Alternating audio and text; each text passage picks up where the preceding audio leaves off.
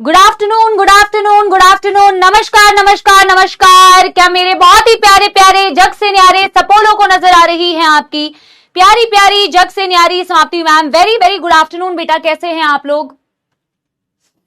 Very very good afternoon. Audio video clear है तो एक बारी बेटा पहले बता दो, फिर चैट्स ऑफ करेंगे और पढ़ाई स्टार्ट करेंगे क्विकली। 7 अगस्त 2025 कुछ आप लोगों के डाउट्स है और एक दो चीजें मुझे थोड़ी सी बतानी है आप लोगों को, फिर हम नया आज का टॉपिक स्टार्ट करेंगे। आज का टॉपिक जो है 7 अगस्त डेट सही है ना? आज का जो टॉपिक है बेटा वो है juxtaglomerular apparatus and urine formation. Very very good afternoon, very very good afternoon. Audio video सबसे पहले बता दो बेटा कि ऑडियो वीडियो क्लियर है, तो उसके बाद ही हम शुरू करेंगे। आप लोगों के कमेंट्स मैंने पढ़े, आप लोगों के जो भी एक दो डाउट्स है वो एक बारी हम कर लेते हैं और डिस्कस, और फिर बेटा हम आज की क्लास को शुरू करेंगे। This is my Telegram channel और आप ज्वाइन कर सकते हैं। आप कैसे हैं? मैं ठीक हूं बेटा, आई एम फाइन। हैशटैग समाप्ति एक्सप्रेस शुरू करेंगे। Yes, all good. कुछ बच्चे कह रहे हैं लो वॉइस, कुछ बच्चे कह रहे हैं हाई वॉइस, कुछ बच्चे कह रहे हैं ऑल गुड। सब कुछ क्लियर है?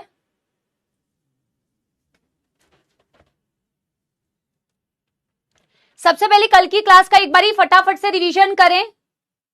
वॉइस क्यों कम कर दिया? अच्छा एक बारी अब बता दो, अब जो मैं बोल रही हूं अब क्या आपको मेरी आवाज सही से सुनाई दे रही है? अभी मैं रिवाइज भी करा रही हूं आप लोगों को साथ के साथ, और फिर बताना बेटा कि अभी आप लोगों को आवाज सही सुनाई दे रही है। फिर चैट्स ऑफ करेंगे, फिर सीधे सिर्फ और सिर्फ बेटा पढ़ाई करेंगे, ठीक है ना? नो स्पैमिंग, नथिंग, ओनली पढ़ाई। Okay, all good, all good, all well, ठीक है। चलिए बहुत बढ़िया। सबसे पहले बेटा हम कल की क्लास का क्विक रिवीजन करते हैं जो हमने कल की क्लास में पढ़ा। तो हमने कल की क्लास में बेटा क्या पढ़ा? हमने कल की क्लास में शुरू किया था यूरिनरी ब्लैडर, ठीक है ना? कल की क्लास में हमने पढ़ना, सॉरी यूरिनरी ब्लैडर नहीं पढ़ा था, यूरेटर से पढ़ना स्टार्ट किया था। और अगर आप देखोगे कि किडनी से निकलती है बेटा ऐसे करके यूरेटर, वन पेयर होती है जो यूरिन को कैरी करती है और वो ओपन कर रही होती है into the structure called as urinary bladder. Urinary bladder जो होता है यूरिन को स्टोर कर सकता है। यूरिनरी ब्लैडर के अंदर बेटा स्मूथ मसल्स होते हैं। रिवाइज करेंगे सारे बच्चे, याद आ रहा है कि नहीं बेटा? ये देखेंगे ईमानदारी से। यूरिनरी ब्लैडर के अंदर होते हैं बेटा आपके पास स्मूथ मसल्स, जिन स्मूथ मसल्स को हमने बोला था डेट्रियूसर मसल्स, और इसी वजह से जब यूरिनरी ब्लैडर की मसल्स कॉन्ट्रैक्ट करती हैं तो यूरिन का डिट्रीब्यूशन होता है, पुशिंग ऑफ यूरिन होती है, जिसे डिट्रीब्यूशन ऑफ यूरिन कहा जाता है, जो हमने कल की क्लास में बेटा पढ़ा था। एक बच्ची का डाउट बता रही हूं, एक बच्ची का डाउट था कि मैम हमने तो ये भी पढ़ा है कि यूरिनरी ब्लैडर के अंदर ट्रांजिशनल एपिथेलियम होती है। तो बेटा ऑफ कोर्स होती है, ट्रांजिशनल एपिथेलियम भी होती है, तभी तो यूरिनरी ब्लैडर स्ट्रेच कर सकता है, और स्मूथ मसल्स भी होती है। तो आई होप आपका डाउट क्लियर होगा। मैंने स्क्रीनशॉट लिया था बट मुझे डाउट याद है, तो मैं आपको डाउट साथ के साथ केटर करती जा रही हूँ, ठीक है? तो एपिथेलियम भी होती है, मसल्स भी होती है। तो बेटा किसी भी ऑर्गन्स में हम बोलते हैं तो एपिथेलियम भी है, कनेक्टिव टिश्यू भी है, मसल्स भी है। तो मसल्स में स्मूथ मसल्स है जिन्हें डेट्रियूसर मसल्स बोलते हैं, और एपिथेलियम भी है, ट्रांजिशनल एपिथेलियम होती है। यूरिनरी ब्लैडर से निकलता है बेटा यूरेथ्रा। यूरेथ्रा जो होती है इन case of mail it is longer, it is approximately, bladder से निकलता है, इट इज अप्रोक्सीमेटली बेटा 20 से 25 centimetre long. In case of female it is बेटा 2 to 4 centimetre in length, it is comparatively very short. Female के case, male के case में ये लंबा होता है। And in case of male urethra act as urinogenital duct, urine भी carry कर सकता है, सीमेन भी कैरी कर सकता है, but in case of female it will only and only carry urine. फिर हमने बेटा यूरिनिफेरस ट्यूब्यूल, जो आपके फंक्शनल यूनिट्स भी होते हैं जो यूरिन फॉर्मेशन में काम आते हैं। देखो एक चीज मैं बताऊं, कल का जो हमने डायग्राम बनाया था, वैसे मैंने कल भी आप लोगों को बताया था कि जो हम डायग्राम बनाते हैं वो आपको इजी करके, कल मैं आपको कैपिलरी नेटवर्क भी जब बना रही थी, एक्चुअल में वैसा नहीं दिखता है। एक्चुअल में डायग्राम बहुत कॉम्पैक्ट है। एक किडनी के अंदर 1 मिलियन नेफ्रॉन्स होते हैं, 1 मिलियन यूरिनिफेरस ट्यूब्यूल्स होते हैं, लेकिन समझाने के लिए हम आपको डायग्राम ओपन करके बताते हैं। आज मैं आपको वो चीज बताऊंगी भी कि एक्चुअल में बेटा बहुत फोल्डेड स्ट्रक्चर है, एक्चुअल में इतना खुला खुला स्ट्रक्चर नहीं होता। बट एनीवे हमने कल पढ़ा बेटा कि नेफ्रॉन के दो पार्ट्स होते हैं। एक पार्ट होता है नेफ्रॉन का जिसे कहते हैं ग्लोमेरुलस, और एक पार्ट होता है बेटा जिसे हम कहते हैं रीनल टिब्यूल। सारे बच्चे बेटा एक बार याद करेंगे, आपको समझाने के लिए उस स्ट्रक्चर को खुला बनाया गया है, बट एक्चुअल में वो स्ट्रक्चर इतना ओपन नहीं होता है, बहुत कॉम्पैक्ट स्ट्रक्चर होता है बेटा, बहुत फोल्डेड स्ट्रक्चर होता है, ठीक है। तो हमने बोला ग्लोमेरुलस होता है और रीनल टिब्यूल होता है। Renal tubule starts with Bowman's capsule, then it has proximal convoluted tubule, then it has loop of Henle. Loop of Henle में ascending loop, descending loop of Henle होता है और असेंडिंग लूप ऑफ हेनले होता है। DLOH and ALOH होता है, और इसके अलावा होता है बेटा इसके पास collecting duct. Of course collecting duct जो होता है एक सिंगल नेफ्रॉन का पार्ट नहीं होता, many DCTs of many nephron open into a common collecting duct. एक ही कलेक्टिंग डक्ट के अंदर बहुत सारी DCTs ओपन हो रहे होते हैं एक्चुअल में, ठीक है ना। लेकिन एनसीईआरटी ने दिया रीनल टिब्यूल जो होता है बोमेन्स कैप्सूल से स्टार्ट हुआ, कलेक्टिंग डक्ट पे खत्म हुआ। मेनी कलेक्टिंग डक्ट बेटा कंबाइन करके ओपन हो रही होती है into as renal column of Bellini. बहुत सारी कलेक्टिंग डक्ट का कलेक्शन आगे जाके बेटा यूरिन को कैरी कर रहा होता है in a common duct called as a duct of Bellini. Those are the collection of collecting duct, many collecting ducts, ठीक है ना, that is duct of Bellini. अच्छा, glomerulus with Bowman's capsule, glomerulus with Bowman's capsule, it is called as renal corpuscle या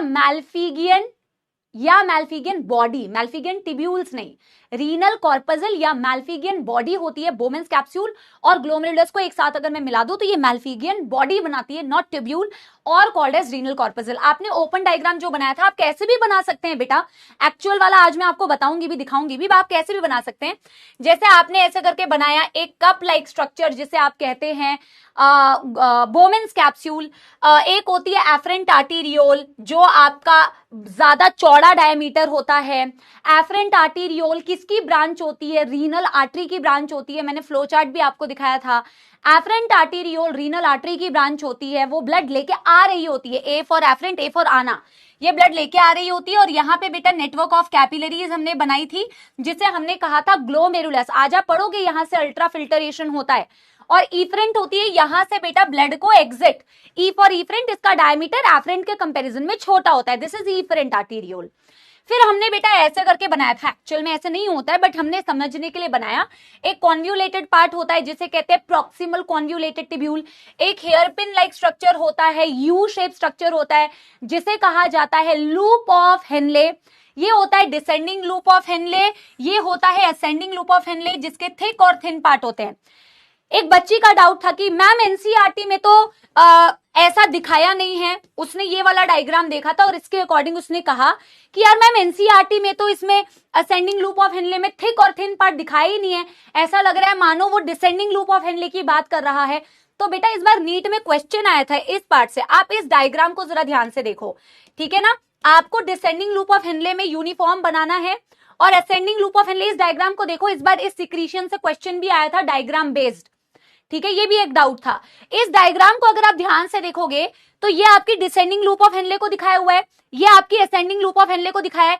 यहां बहुत clearly बेटा दिखाया हुआ है, थिक और थिन मेंशन किया हुआ है, उस डायग्राम में थिक थिन मेंशन नहीं किया हुआ है, बट इस डायग्राम में बेटा मेंशन किया हुआ है कि यहाँ पे ये जो है thick part of ascending loop of Henley है, ये जो है thin part of ascending loop of Henley है, और यहाँ पे केवल डिसेंडिंग लूप ऑफ हेनले लिखा हुआ है। अभी क्लियर हो गया ये दूसरा डाउट जिस भी बच्ची को था, ये डाउट क्लियर हो गया कि आप इस डायग्राम को फॉलो कीजिए जहां डिसेंडिंग असेंडिंग और थिक और थिन मेंशन किए हुए हैं। ये जो पार्ट दिखाया हुआ है ना बेटा, ये आपके डीसीटी का लूप ऑफ हेनले का पार्ट नहीं है, ये थिक पार्ट नहीं है। अगर आप सोच रहे हो ये वाला पार्ट जो है थिक पार्ट है डिसेंडिंग लूप ऑफ हेनले का, नहीं, इसे एक्चुअल में ना बेटा लिखने की जरूरत नहीं है, बता रही हूं, इसे पार्स रेक्टा कहते हैं। ये पार्स रेक्टा जो होता है ना, ये पीसीटी का ही एक स्ट्रेट पार्ट होता है, it is a straight part of PCT, ये थिक पार्ट नहीं है आपके डिसेंडिंग लूप ऑफ हेनले का। तो आप याद रखिए डिसेंडिंग लूप ऑफ हेनले सीधा ही है, असेंडिंग लूप ऑफ मतलब एक ही है यूनिफॉर्म, और असेंडिंग लूप ऑफ हेनले में एनसीईआरटी में दिया हुआ है दो पार्ट्स होते हैं, एक thin part of ascending loop of Henle, एक thick part of ascending loop of Henle, जो कि आपके डायग्राम में क्लियरली मेंशन्ड है। तो ये वाली बात मैम क्लियर हो गई, ठीक है, ये एक डाउट था आप लोगों को, बहुत सही।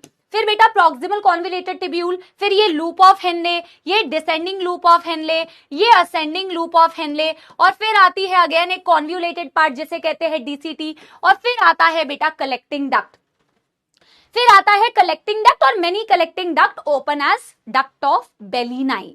यहां तक बात क्लियर है। एक बच्चे ने कहा था कि मैम यूरिन का पाथवे क्या मैं सही बता रही हूं, तो यूरिन का पाथवे कैसे कैसे होगा बेटा, उसने बताया था कि मैम यूरिन का पाथवे क्या ऐसे होगा कि कलेक्टिंग डक्ट में यूरिन गई, अल्टीमेटली कलेक्टिंग डक्ट से यूरिन निकलेगी, कलेक्टिंग डक्ट बेटा फिर डक्ट ऑफ बेलिनाई होगी, डक्ट ऑफ बेलिनाई के बाद बेटा अल्टीमेटली आपके रीनल पेल्विस में यूरिन जाएगा, of course minor calyces major calyces से होते हुए आपके रीनल पेल्विस में जाएगा, रीनल पेल्विस से होते हुए यूरेटर में जाएगा, यूरेटर से होते हुए बेटा आपके यूरिनरी ब्लैडर में जाएगा।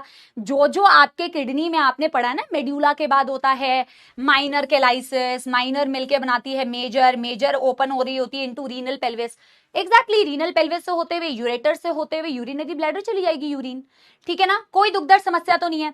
अच्छा, एक चीज जो और मैंने आप लोगों को कल की क्लास में समझाई थी वो ये थी कि बेटा नेफ्रॉन के अराउंड नेटवर्क ऑफ कैपिलरीज होती है यूजुअली आपकी, ये कुछ बच्चों को कंफ्यूजन भी थी, और एक डायरेक्शन बेटा हमारे से ना इस डायग्राम में थोड़ा उल्टा भी लगा हुआ है, तो इसको मैं थोड़ा सा करेक्ट करवाऊंगी, लेकिन उससे पहले जो आप लोगों को डाउट था उसको केटर करती हूँ।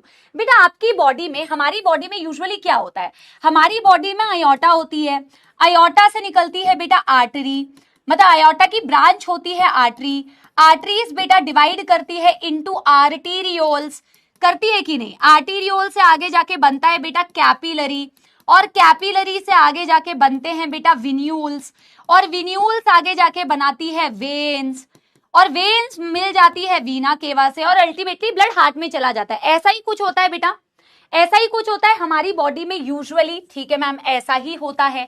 एक्चुअल में हमेशा हमें आर्टरीज और वेन्स के बीच में नेटवर्क ऑफ कैपिलरी दिखती है, हम ऐसे ही तो बनाते हैं ना, आर्टरीज और वेन्स हम यूजुअली जब डिफाइन करते हैं तो ऐसे ही तो बोलते हैं, आर्टरी है और वेन है, इन दोनों के बीच में कैपिलरी नेटवर्क है, इन दोनों के बीच में कैपिलरी नेटवर्क होता है। अब बेटा किडनी के केस में क्या होता है ना कि एफरेंट आर्टीरियोल होती है, किडनी के केस में आपने ऐसे बनाया, ये ग्लोमेरुलस थी, ये कहीं से भी वैसे एफरेंट दिखा सकते हो, यहां पे भी दिखा सकते हो, यहां पे भी दिखा सकते हो, मैंने कहा था बस ये देख लेना कि ब्लड की डायरेक्शन क्या है और किसका डायमीटर मोटा है, जिसका डायमीटर मोटा होता है वो एफरेंट होती है। एफरेंट बेटा ब्लड लेके आती है, ग्लोमेरुलस में डिवाइड करती है और फिर वो इफरेंट का फॉर्मेशन करती है।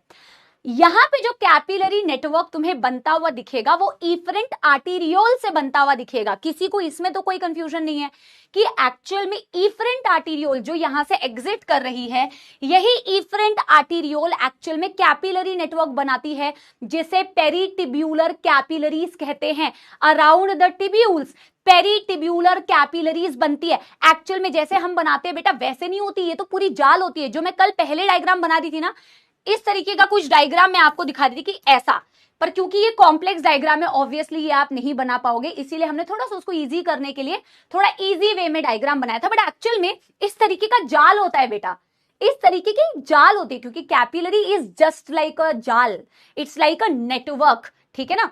तो एक्चुअल में जब आप कहते हैं कि ये जो इफरेंट आर्टीरियोल होती है, ये इफरेंट आर्टीरियोल कैपिलरी नेटवर्क्स बनाती है, यही इफरेंट बेटा आगे जाके कैपिलरी नेटवर्क बनाएगी पीसीटी के अराउंड, डीसीटी के अराउंड, लूप ऑफ हेनले के अराउंड।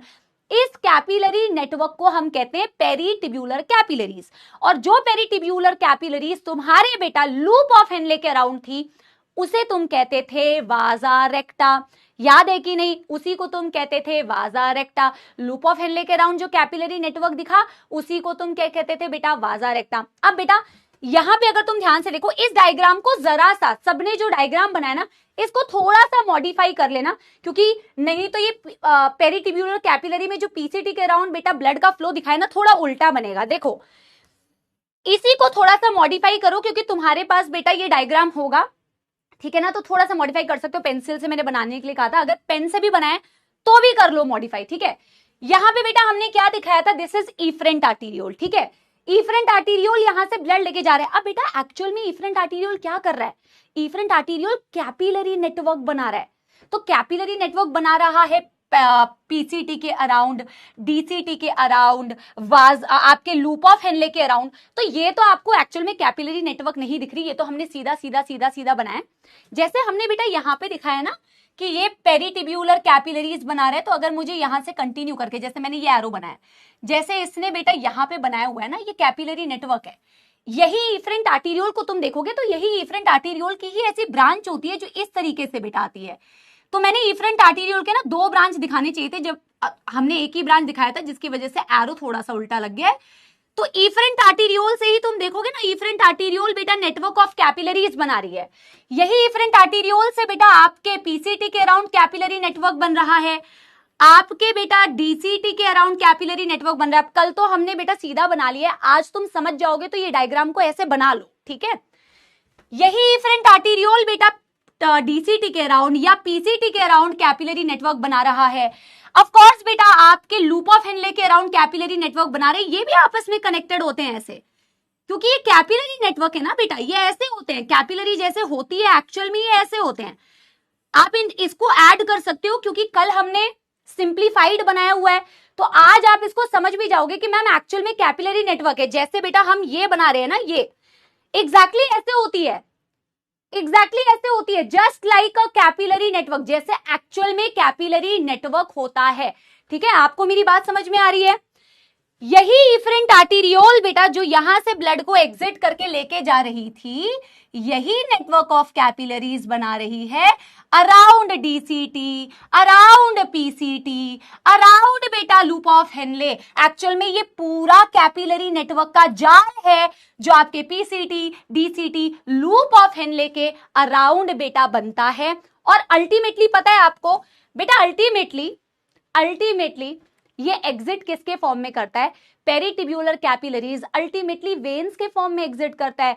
विन्यूल्स होंगी और वेन्स होंगी, यही आपने बेटा फ्लो चार्ट में लिखा था कि नहीं, कि इफरेंट आर्टीरियोल बनाएगी पेरिटिब्यूलर कैपिलरीज, पेरिटिब्यूलर कैपिलरीज अल्टीमेटली विन्यूल्स बना रही हैं, वेन्स बना रही है। एज रीनल वेन ही तो बेटा किडनी से एग्जिट करेगी। तो अगर आपको यहाँ पे रीनल वेन भी दिखानी है ना, तो आप ऐसे करके यहाँ से बेटा रीनल वेन दिखा सकते हैं कि दिस इज द रीनल, वैसे ब्लू कलर से दिखाना चाहिए, तो this is the renal vein you can show, ऐसे आप रीनल वेन दिखा सकते हो कि this is the renal vein जिसके फॉर्म में ये एग्जिट कर रहा है। तो सिर्फ ये कैपिलरी नेटवर्क में ना जो एक एरो आपको सही करना है वो ये है कि इफरेंट आर्टीरियोल से ब्लड इस तरीके से जा रहा है, इफरेंट आर्टीरियोल से ब्लड इस तरीके से जा रहा है, तो पीसीटी में एरो ना इस डायरेक्शन में लगाओ, बस पीसीटी में एरो बस इस डायरेक्शन में लगाओ। That's the only change that you need to do, बाकी सब ठीक है। ठीक है, मैं चैट्स ऑन कर रही हूं, एक बार आप मुझे बताओ कि आपको मेरी बात समझ में आई कि नहीं।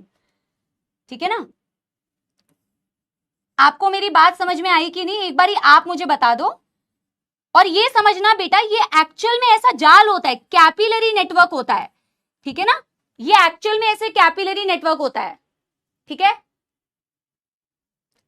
आपको समझ में आई बात। अगर आप बेटा एनसीईआरटी को भी देखोगे ना, ये देखो एनसीईआरटी को भी देखोगे, ये इफरेंट आर्टीरियोल है, इफरेंट आर्टीरियोल ऐसे 2 ब्रांचेस में डिवाइड हो रहा है। तो एक्चुअल में इफरेंट आर्टीरियोल से ही, ये इफरेंट आर्टीरियोल है, इसी से ये पूरा कैपिलरी नेटवर्क बना बेटा।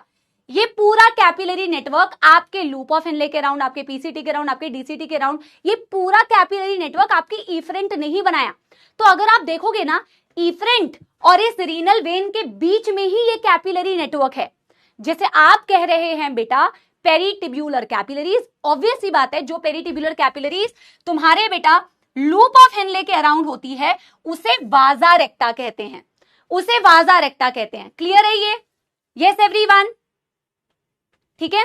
और इसका नाम क्या होगा बेटा? इसका नाम होगा रीनल वेन। ये फ्लो ऑफ ब्लड भी बच्चों को थोड़ी कंफ्यूजन थी कि रीनल वेन कहां से निकल रही है, तो अल्टीमेटली इवेंचुअली ये एग्जिट करेगी as renal vein, eventually exit as renal vein. Of course venules होंगी, विन्यूल्स आगे जाके वेन्स में मर्ज होंगी, वेन्स आगे जाके इंफीरियर वीना केवा में मर्ज होगी।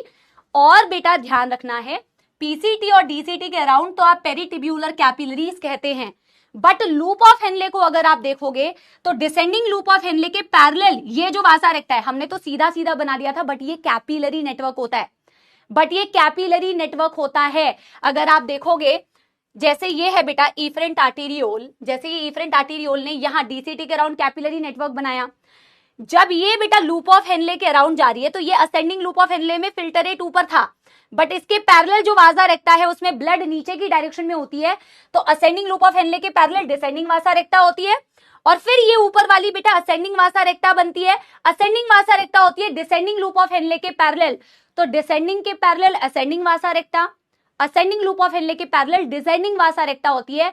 लूप ऑफ हेनले भी बेटा एक्चुअल में यू शेप होता है और वासा रेक्टा भी एक्चुअल में यू शेप होता है। हाँ, वो ऑफ कोर्स कैपिलरी है, इसलिए मैंने बीच में कैपिलरी नेटवर्क आप लोगों को दिखा दिया है। लेकिन क्या बेटा हर एक नेफ्रॉन का लूप ऑफ हेनले इतना लॉन्ग है? नहीं। दो तरीके के नेफ्रॉन्स होते हैं, एक होते हैं कॉर्टिकल नेफ्रॉन, एक होते हैं जक्स्टामेड्यूलरी नेफ्रॉन। ज्यादातर नेफ्रॉन्स होते हैं जो होते हैं cortical nephron, 85% of the nephron, जिनका लूप ऑफ हेनले एक्चुअल में इतना लंबा नहीं होता, एक्चुअल में उनका लूप ऑफ हेनले बहुत छोटा होता है। और 15% of the nephrons they are called as juxtamedullary nephron. Juxtamedullary nephrons का लूप ऑफ हेनले लंबा होता है। तो मैम इससे क्या फर्क पड़ता है? अरे भाई, अगर तेरे को वासा रेक्टा बनानी है, ये वासा रेक्टा तो मैम लूप ऑफ हेनले के राउंड बनती है। अगर लूप ऑफ हेनले छोटा होगा तो वासा रेक्टा या तो एब्सेंट होगी या तो पुअरली डेवलप्ड होगी। तो कॉर्टिकल नेफ्रॉन्स की वासा रेक्टा पुअरली डेवलप्ड होती है और या तो एब्सेंट होती है, रिड्यूस्ड होती है या एब्सेंट होती है। लेकिन जक्स्टामेड्यूलरी नेफ्रॉन लूप ऑफ हेनले लंबा है तो वासा रेक्टा वेल डेवलप्ड होगी।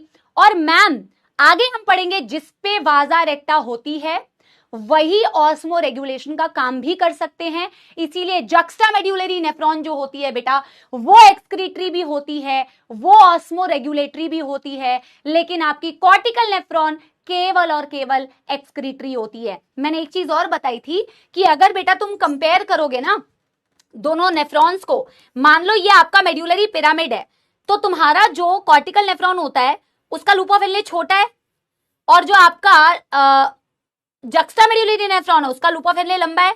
जिसका लूप ऑफ हेनले लंबा होता है वो डीपली पेनिट्रेट करता है मेड्यूला के अंदर, जिसका लूप ऑफ हेनले छोटा होता है वो सुपरफिशियली पेनिट्रेट करता है मेड्यूला के अंदर, क्योंकि उसका लूप ऑफ हेनले छोटा है।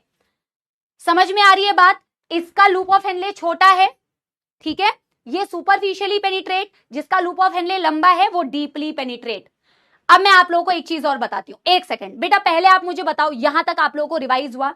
ये ब्लड वेसल मैं आपको वापस से बताती हूँ, आपका रिवीजन हो गया? पहले आप मुझे ये बताइए, फिर मैं आप लोगों के एक दो डाउट्स जो आप कमेंट्स में लिख रहे हो वो बताती हूँ। इस डायग्राम को एक बार ध्यान से ऑब्जर्व करो, ठीक है? इस डायग्राम को एक बार ध्यान से ऑब्जर्व करो। अगर मैं ऐसा डायग्राम बनाती बेटा तुम्हें समझ नहीं आता, इसीलिए सिंप्लीफाइड डायग्राम बनाया था। इस डायग्राम को एक बार ऑब्जर्व करो, ठीक है? इस डायग्राम में बेटा अगर तुम्हें नजर आ रहा होगा, अब इसे बनाना नहीं है, सिर्फ समझाने के लिए, अगर तुम्हें फ्लो ऑफ ब्लड थोड़ा अभी भी कंफ्यूजन है उसको समझाने के लिए बता रही हूं, इसलिए लेके आई थी। हालांकि ये भी बेटा एग्जैक्ट एक्यूरेट डायग्राम नहीं है, क्योंकि डीसीटी की पोजीशनिंग आज मैं आपको भी समझाऊंगी कि एग्जैक्टली कहां होती है, बट इससे आपको कैपिलरी नेटवर्क समझ में आएगा।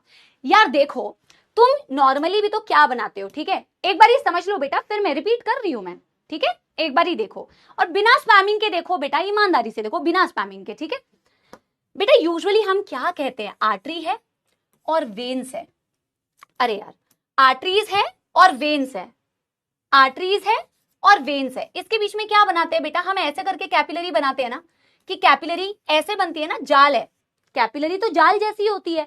हमने कैपिलरी नेटवर्क को कल सीधा सीधा सीधा सीधा दिखाया था, जिसकी वजह से एक एरो में प्रॉब्लम हुई थी, तो मैं उस एरो को करेक्ट करने के लिए मैं आपको ये बताने की कोशिश कर रही हूँ कि कैपिलरी एक्चुअल में कैपिलरी जैसी होती है, जाल जैसा होता है बेटा, नेटवर्क होता है।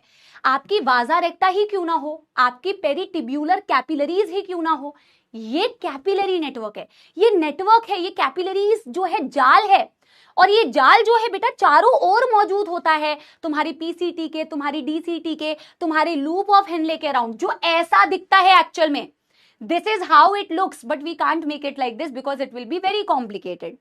और ये कैपिलरी नेटवर्क का जाल आपके किडनीज में बनाता कौन है बेटा? आपके किडनीज में बनाता है इफरेंट आर्टेरियोल। तो इफरेंट आर्टेरियोल जब ये जाल बनाता है, इसको आप डायग्राम को बेटा थोड़ा ऑब्जर्व करो। ये जो आपके बेटा इफरेंट आर्टेरियोल है, this is the efferent arteriole जो यहाँ पे दिखाया हुआ है। इस इफरेंट आर्टेरियोल की ब्रांच को जरा ऑब्जर्व करना, एक इधर ब्रांच दिखाई हुई है, और इस ब्रांच ने तुम अगर देखोगे तो तुम्हारे डीसीटी के अराउंड भी कैपिलरी नेटवर्क बनाया, और इसकी ये एक ब्रांच थी जिसने तुम्हारे पीसीटी के अराउंड भी कैपिलरी नेटवर्क बनाया। क्या आपको मेरी बात समझ में आ रही है? यस। आपकी इफरेंट आर्टेरियोल से ही ब्रांचेस निकलती है। एक मैं कल एक ही ब्रांच लेके गई थी डीसीटी के अराउंड, तो वही मैंने आज आपको बताया यहाँ पे कि यार ये देखो, ये आपकी इफरेंट आर्टेरियोल थी, यही पूरे जाल को बना रही है।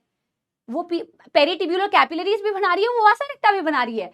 तो ये जो जाल है बेटा, ये देख रहे हो, ये अराउंड डीसीटी भी बना रही है जाल, ये अराउंड पीसीटी भी बना रही है जाल, और अराउंड आपकी बेटा अराउंड आपकी लूप ऑफ हेनले भी ये जाल बन रही है।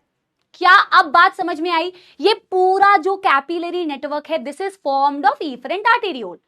बस आपको एक ही तो चेंज करने के लिए कहा कि भाई, अरे हाँ, कि यहां पे देखो यार, जब यहां से बेटा ये इफरेंट आर्टेरियोल से पेरिटिब्यूलर कैपिलरीज बनाएगी अराउंड पीसीटी, बस इस एरो को इस डायरेक्शन में कर लो, दैट्स इट। इस एरो को इस डायरेक्शन में कर लो, दैट्स इट। बाकी सब कुछ सेम है, बाकी सब कुछ सेम है बेटा। अभी क्लियर है सबको? अभी क्लियर है सबको? तो एक थम्स अप दे देना, ठीक है। एक ब्रांच करवाई है बेटा, और अल्टीमेटली बेटा इसी कैपिलरी नेटवर्क से एग्जिट करेगा रीनल वेन। हम क्या कहते हैं, कैपिलरी किसके बीच में होती है? आर्टरीज और वेन्स के बीच में। यहां पे भी कैपिलरी आर्टरी और वेन के बीच में ही है। देखो, ये इफरेंट आर्टेरियोल है, आर्टरी का ही तो ब्रांच है, और ये वेन है। आर्टरी और वेन के बीच में ये पूरी कैपिलरी नेटवर्क है। आर्टरी और वेन के बीच में ये कैपिलरी नेटवर्क है।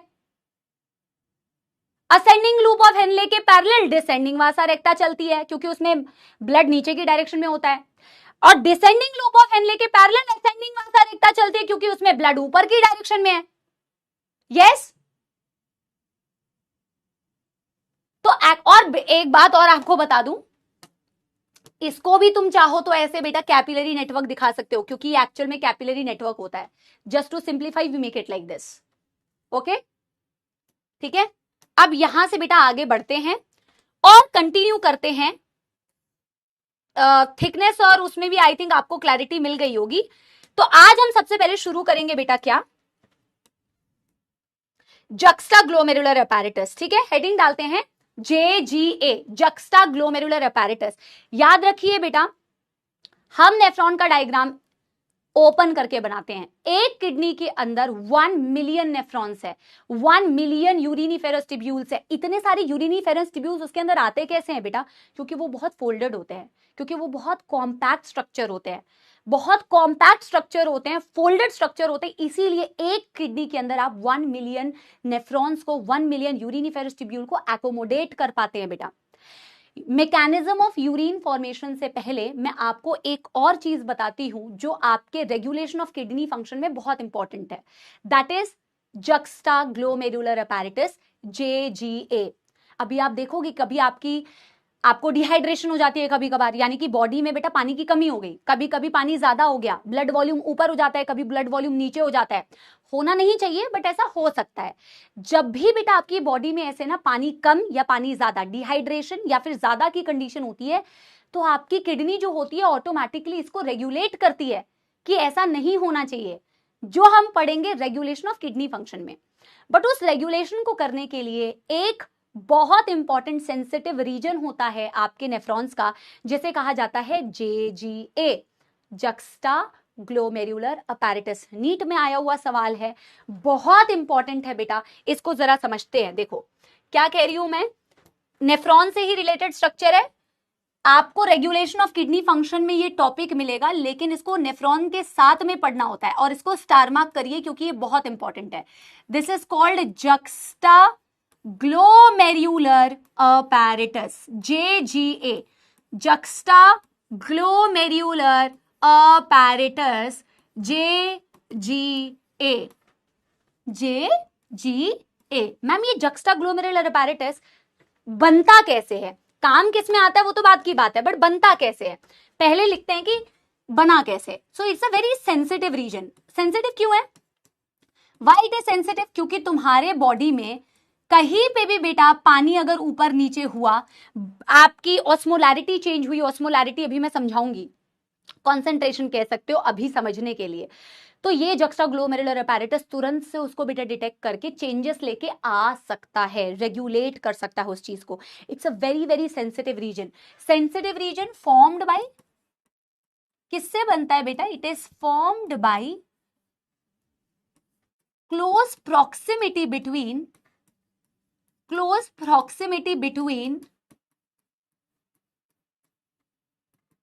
यहां पे लिखो, दो चीजों की वजह से. नंबर 1 एफरेंट आर्टीरियोल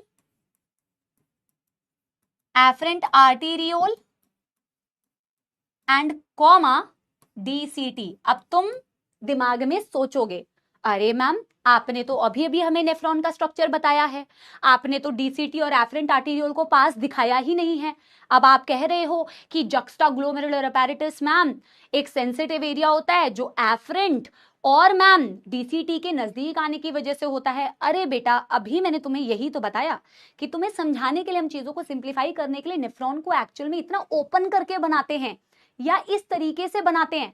बट तुम रियलिटी में जो मेडिकल कॉलेज भी जाओगे या जब तुम एक्चुअल में पढ़ोगे तो तुम देखोगे एक्चुअल में नेफ्रॉन इतना फोल्डेड स्ट्रक्चर होता है बेटा, इतना ज्यादा फोल्डेड होता है कि फोल्ड की वजह से ये जो डीसीटी है ना, जो हम इतनी दूर बनाते हैं, एक्चुअल में डीसीटी काफी करीब होता है एफरेंट आर्टीरियोल के. इसको मैं तुम्हें पहले तो एक जो डायग्राम लेके आई हूं वो दिखाती हूं ताकि तुम्हें इसकी क्लैरिटी मिले. इस डायग्राम को एक बारी देखो, इस डायग्राम को एक बारी ध्यान से देखो, और मैं ना चैट्स ऑन कर रही हूं ताकि आपको समझ में आया कि नहीं ये पूछ सकूं. इस डायग्राम को बनाना नहीं है, आपको सिर्फ दिखाने के लिए एक चीज बता रही हूं. आप इस नेफ्रॉन को देख पा रहे हैं बेटा? ये नेफ्रॉन का क्या है? बोमेंस कैप्सूल. ये रेड वाला क्या है? ये ग्लोमेरुलस है. और ये ग्लोमेरुलस का ये जो पार्ट दिख रहा है ना बेटा, दिस इज एफरेंट आर्टीरियोल. ये जो दिख रहा है ना, this is the afferent arteriole. और ये क्या है भाई? ये है डीसीटी. ये क्या दिख रहा है? ये डीसीटी दिख रहा है भाई. ये this is the DCT. Actual में ये इतना फोल्डेड स्ट्रक्चर है, हम बनाते ओपन है बट एक्चुअल में ये ऐसे प्रेजेंट होता है.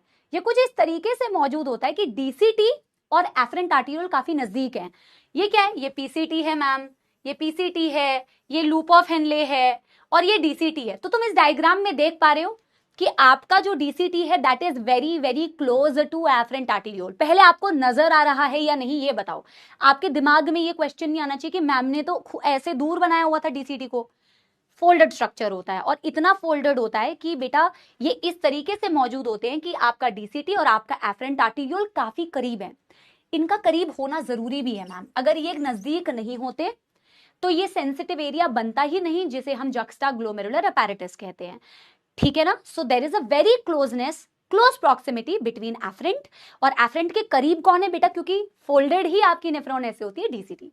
जब ये दोनों बेटा करीब होते हैं, सुनना ध्यान से, जब ये दोनों करीब होते हैं, ये दोनों के कांटेक्ट पॉइंट पे, जहां ये दोनों कांटेक्ट पॉइंट पे होते हैं, इन दोनों के कांटेक्ट से ही बनता है जक्स्टाग्लोमेरुलर अपैरेटस. अब बेटा जिस पॉइंट पे ये कांटेक्ट में होते हैं ना, उस पॉइंट ऑफ कांटेक्ट पे डीसीटी में भी कुछ मॉडिफिकेशंस होती हैं और एफरेंट आर्टीरियोल में भी कुछ मॉडिफिकेशंस होती है. दोनों करीब आ गए ना, तो दोनों के करीब आने से जो एरिया बन रहा है, जिस पॉइंट पे वो लोग कांटेक्ट में है, उस कांटेक्ट पॉइंट पे एफरेंट आर्टीरियोल में भी कुछ मॉडिफिकेशंस होती हैं और आपके डीसीटी में भी कुछ मॉडिफिकेशंस होती हैं, और दोनों के ही मॉडिफिकेशंस मिलके जेजीए को बनाते हैं. क्या आपको समझ में आ रही है बात? यस? आवाज तो बिल्कुल ठीक है यार, आवाज तो बिल्कुल ठीक है यार बेटा, आवाज ठीक है ना?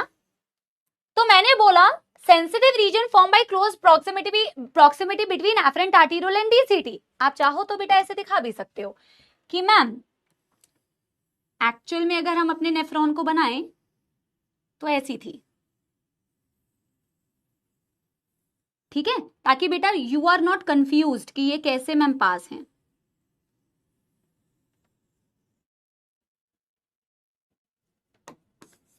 छोटा सा ही बना लो बट बना लो, और इसको दिखा दो बेटा कि ये मान लो अगर ये एफरेंट आर्टीरियोल है और ये आपकी नेटवर्क ऑफ कैपिलरीज हैं और ये इफरेंट आर्टीरियोल है मैम. ठीक है? ऐसे दिखा लो.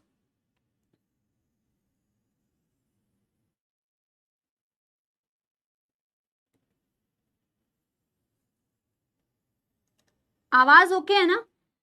और इसे दिखाओ बेटा डीसीटी.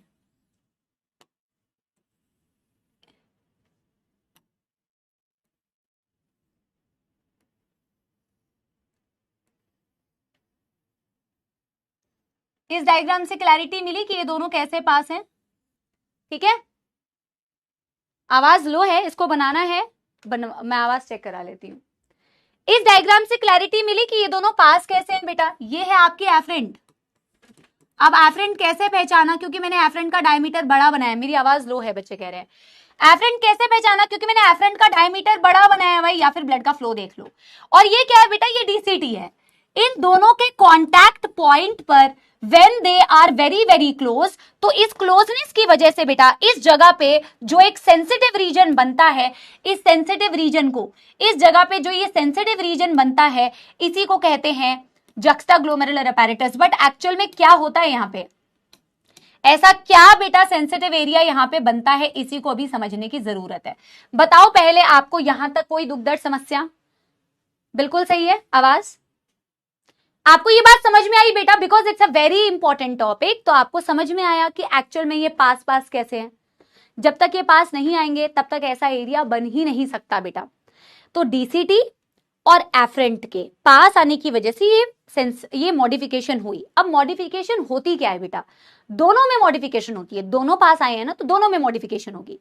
एफरेंट आर्टीरियोल में जो स्मूथ मसल फाइबर्स होते हैं वो मॉडिफाइड हो जाते हैं, और उन मॉडिफाइड स्मूथ मसल फाइबर्स को, एफरेंट आर्टीरियोल की मॉडिफिकेशन को कहा जाता है जक्स्टाग्लोमेरुलर सेल्स, जेजी सेल्स। तो JG cells are actually the modification in afferent arteriole. Afferent arteriole में क्या मॉडिफिकेशन हुई? उसकी जो स्मूथ मसल फाइबर्स थी उन्हें अभी आप जेजी सेल्स कह रहे हो। और बेटा उसके कांटेक्ट में जो आपकी डीसीटी थी ना, डीसीटी में होती है सिंपल क्यूबॉइडल एपिथेलियम। ये तो हम बेटा एनिमल टिश्यूज में ही पढ़ चुके हैं। डीसीटी में जो सिंपल क्यूबॉइडल एपिथेलियम थी, उस कांटेक्ट पॉइंट पे जब तुम उस क्यूबॉइडल सेल्स को देखते हो ना, वो बहुत पास पास पास पास पास पास होती है, बहुत ज्यादा डेंस होती है, बहुत ज्यादा कॉम्पैक्ट होती है, डेंस होती है। उसे कहते हैं macula densa. So macula densa are the compactly packed dense cuboidal cells of DCT, जो कि कांटेक्ट पॉइंट पे है। And JG cells are modified smooth muscle fibres of afferent arteriole, जो कांटेक्ट पॉइंट पे है। यही जेजी सेल्स और macula densa दोनों मिला के जेजीए कहलाते हैं। अब आप बोलोगे इसकी इंपॉर्टेंस क्या है मैम? इसकी इंपॉर्टेंस क्या है मैम? इसको जरा देखते हैं। देखो, तो हमने बोला कि ma'am it is form by this, both shows modification eight contact point, both shows modifications at contact point। इस कॉन्टैक्ट पॉइंट पर दोनों पे मॉडिफिकेशन होता है। मैम क्या मॉडिफिकेशन होता है? तो एक हम देखते हैं मैम एफरेंट में क्या मॉडिफिकेशन होता है, एफरेंट आर्टीरियोल में।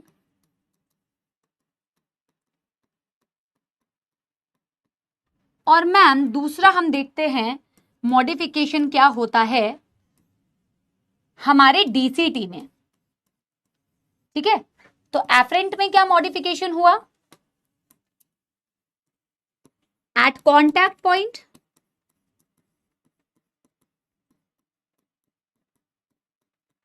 Smooth muscle fibres,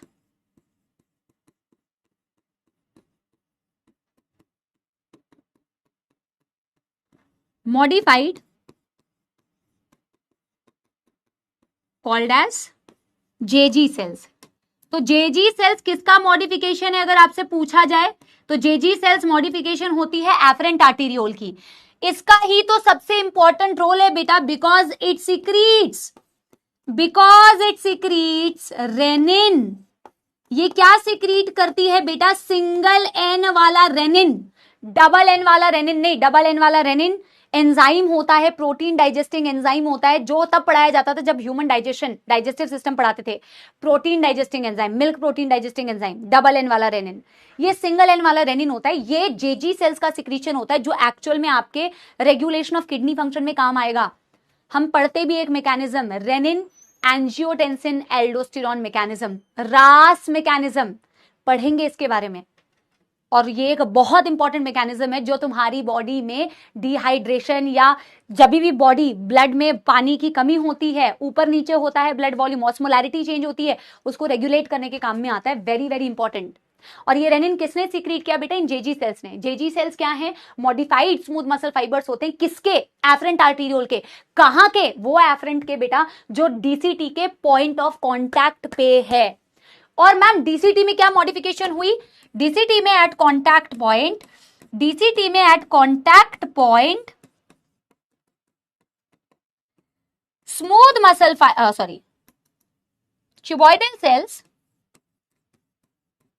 cuboidal cells are more densely packed। बहुत ज्यादा डेंस होते हैं। डेंस का मतलब बेटा भरे भरे भरे भरे, चिपके चिपके चिपके चिपके, बहुत ज्यादा अमाउंट में एक दूसरे के करीब होते हैं। More densely packed called as macula densa.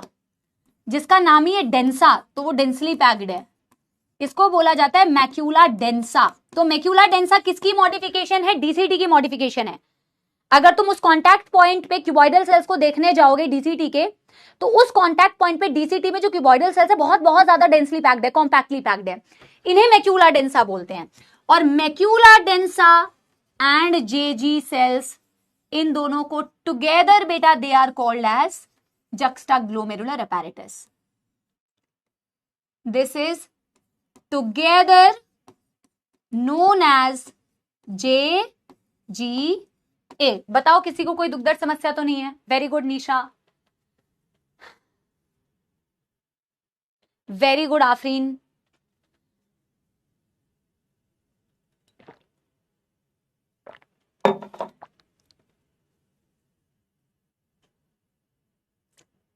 Yes everybody.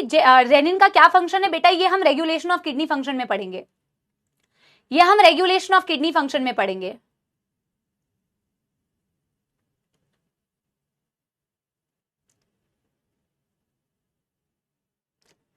अगर मुझे यहां इफरेंट आर्टीरियोल से नेटवर्क दिखाना होता बेटा, तुम्हें पता है कि नेटवर्क कैसे दिखाती है? यहां पे बनाना मत, जस्ट तुम्हें बता रही हूं। यही बेटा ये कैपिलरी नेटवर्क यहां बना रही है, यही कैपिलरी नेटवर्क बेटा डीसीटी के अराउंड बना रही है, और यही कैपिलरी नेटवर्क ऐसे बनाती है। देखो अब ऐसे बना दूंगी तो तुम्हारी बेटा सिट्टी पिट्टी फिर ऐसे गुल हो जाएगी ना, कॉम्प्लिकेटेड हो जाता है ना। ऐसे होती है एक्चुअल में, इसके चारों ओर ऐसे कैपिलरी नेटवर्क होता है। बस यही याद रखना है बेटा कि असेंडिंग के पैरेलल डिसेंडिंग वासा रेक्टा होती है और डिसेंडिंग के पैरेलल असेंडिंग वासा रेक्टा होती है। एक्चुअल में ऐसे होती है, इस तरीके का जाल होता है। इफरेंट के ऐसे ब्रांचेस होते हैं जो पूरे नेफ्रॉन के अराउंड बेटा कैपिलरी नेटवर्क बनाते हैं। बनाना नहीं है तुम्हें कतई। समझ में आ गई बेटा बात? यस, आगे बढ़ जाएं। अब बेटा आप नेफ्रॉन से रिलेटेड सारे स्ट्रक्चर्स पढ़ चुके हो। नेफ्रॉन कैसा दिखता है, क्या क्या स्ट्रक्चर्स होते हैं, कौन कौन सी कैपिलरीज होती हैं, कौन कैपिलरीज को बनाती हैं, इफरेंट बनाती है कैपिलरीज को।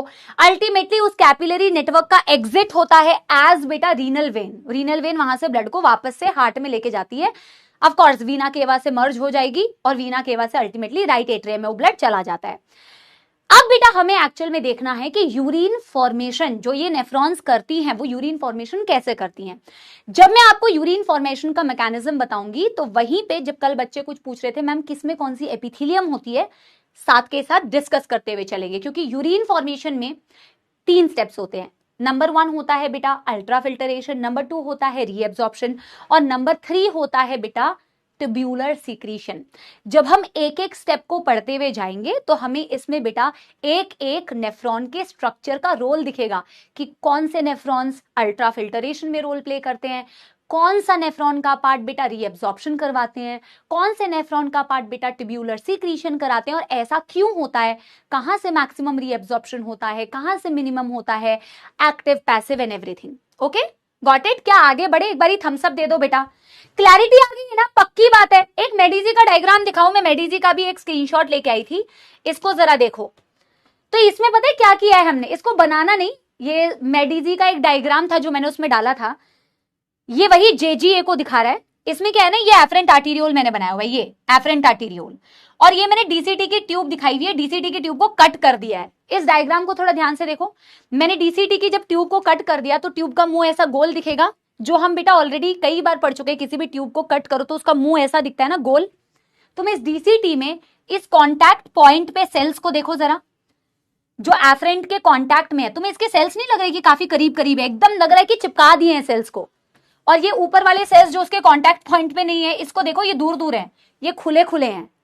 तो यही हमने कहा कि जो डीसीटी के सेल्स आपके एफरेंट के कांटेक्ट पॉइंट पे होते हैं ना, वो बहुत कॉम्पैक्ट होते हैं, ऐसा लगता है बिल्कुल चिपके हुए हैं, ये कहलाते हैं macula densa at the contact point of afferent arteriole. और जो एफरेंट आर्टेरियोल में मॉडिफिकेशन हुई उसे आप जेजी सेल्स बोलते हैं। तो जब आप उस डीसीटी को कट करके देखते हैं ना बेटा, कट करके देखने के बाद आपको अंदर जो क्यूबॉइडल सेल्स दिखते हैं, उन क्यूबॉइडल सेल्स की अगर तुम प्रेजेंस देखोगे तो वो एफरेंट के कॉन्टैक्ट वाले काफी ज्यादा कॉम्पैक्टली पैक्ड होते हैं। समझ में आई बात? जेजीए की इंपॉर्टेंस, किडनी फंक्शन का रेगुलेशन बेटा। When I will teach you regulation of kidney function, that's the time when I will tell you exactly वो जेजीए करती क्या है। अगर आपको लिखना भी है शॉर्ट में तो आप सिर्फ इतना लिख सकते हो, ये किडनी फंक्शन रेगुलेशन करती है। बट अभी तो मैं आपको समझाऊंगी नहीं क्योंकि हम आगे पढ़ेंगे। इसका रोल होता है बेटा regulation of kidney function, regulation of kidney function, blood volume, blood pressure, इसको रेगुलेट करती है। If you want to write, just write this one line. Okay? Crystal clear? Done, done. अब देखो नेक्स्ट हम बेटा क्या पढ़ने वाले हैं, मैकेनिज्म ऑफ यूरिन फॉर्मेशन। इससे इस बार नीट में क्वेश्चन भी आया हुआ था। हेडिंग डालोगे, क्या हेडिंग डालोगे? Mechanism of urine formation. Diagram based भी क्वेश्चन आया था। इसके थ्योरी में और डायग्राम्स में कई जगहों पे आपको कई सारे कॉन्ट्राडिक्शंस दिखते हैं मैकेनिज्म ऑफ यूरिन फॉर्मेशन। तो जो मैं अभी आपको पढ़ाऊंगी तो बताती हुई भी जाऊंगी न्यू एनसीईआरटी में क्या क्या अपडेट्स हुए हैं। Mechanism of urine formation, ultimately ma'am nephron का काम क्या है? यूरिन बनाना है। फॉर्मेशन, अल्टीमेटली नेफ्रॉन का काम क्या है मैम? यूरिन बनाना है। अब यूरिन फॉर्मेशन के ना मैम मेनली 3 स्टेप्स होते हैं। There are 3 steps, there are mainly 3 steps. कौन कौन से स्टेप्स होते हैं यार मैम?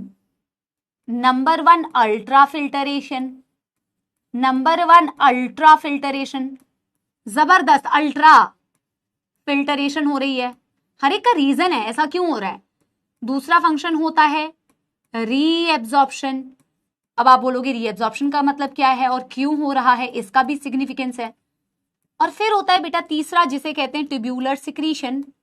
सिक्रीशन का क्या मतलब है और ये रीएब्जॉर्प्शन से कैसे अलग है, इसको भी अभी हम समझेंगे। These are basically the 3 steps, ठीक है। और आपकी एनसीईआरटी में एक टॉपिक दिया हुआ है फंक्शन ऑफ टिब्यूल्स, वो अलग से एनसीईआरटी में दिया हुआ है फंक्शन ऑफ टिब्यूल्स। एक्चुअल में फंक्शन ऑफ टिब्यूल्स बेटा ये रीएब्जॉर्प्शन में ही हम पढ़ लेंगे कि टिब्यूल्स का फंक्शन क्या होता है, पीसीटी का क्या फंक्शन है, डीसीटी का क्या फंक्शन है, लूप ऑफ हेनले का क्या फंक्शन है, कलेक्टिंग डक्ट का क्या फंक्शन है। तो फंक्शन ऑफ टिब्यूल्स जो है वो इसी टॉपिक में कवर हो जाएगा, ठीक है। सबसे पहले बेटा हम शुरुआत करेंगे नंबर 1 स्टेप से, that is the ultra filtration. Heading डालेंगे, मैं नेक्स्ट पेज से बेटा शुरू करूंगी, आप यहीं पे कंटिन्यू कर लेना। नंबर 1 हमें करना है अल्ट्रा फिल्टरेशन। किसका फिल्टरेशन कर रहे हो? किसका फिल्टरेशन कर रहे हो? ब्लड का फिल्टरेशन कर रहे हो। क्यों कर रहे हो ब्लड का फिल्टरेशन? क्योंकि मैम फर्स्ट क्लास में ही तो हमने पढ़ा था कि हम कई चीजों का एक्यूमुलेशन कर लेते हैं अपने ब्लड में, एक्सेस में एक्यूमुलेशन कर लेते हैं। वो इंजेक्शन की वजह से भी हो सकता है, वो मेटाबॉलिज्म की वजह से भी हो सकता है, कई सारे आयंस, कई सारे मेन नाइट्रोजनस वेस्ट। हमारा नाइट्रोजनस वेस्ट क्या होता है बेटा? यूरिया। अब ये जो हमने एक्यूमुलेट कर लिया है इसको फिल्टर आउट करने की जरूरत है। और मैम अगर कोई भी इंपॉर्टेंट चीज है, हमारे न्यूट्रिएंट्स है, हमारे कुछ इंपॉर्टेंट आयंस है या हमारा पानी है, उसको एब्जॉर्ब वापस खींच भी लेते हैं। यही पूरी चीजें तुम्हारे यूरिन फॉर्मेशन में हो रहा होता है, ठीक है। यस, शुरू करें। यस एवरीबॉडी, चैट्स ऑफ कर देते हैं भाई, चैट्स ऑफ कर देते हैं, ठीक है। चलो नंबर 1 स्टेप हम करने जा रहे हैं, दैट इज अल्ट्रा फिल्टरेशन। कुछ कुछ अतिरिक्त ज्ञान बताऊंगी। अल्ट्रा फिल्टरेशन, कुछ कुछ अतिरिक्त ज्ञान यहां पे बताती हुई चलूंगी, बट हमेशा की तरह पहले एनसीईआरटी ही याद रखिएगा, उसके बाद कुछ अतिरिक्त को आप ध्यान दीजिएगा, ठीक है। अल्ट्रा फिल्टरेशन कहां से होती है? डायग्राम बनाना है, ठीक है। डायग्राम एब्सोल्युटली बनाना है, तो मैं तो 2 पार्ट्स में डिवाइड कर रही हूं, आप भी इस तरीके से बना सकते हो। मैम फिल्टरेशन ब्लड की हो रही होती है, कहां से हो रही होती है? तो बेटा डायग्राम बनाते हैं। एक हमारे पास है मैम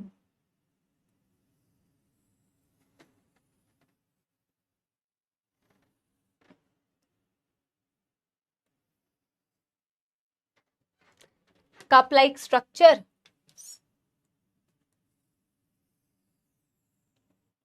जिसे हम बोमेंस कैप्सूल, इसको बराबर ना करना ही मुश्किल है बराबर।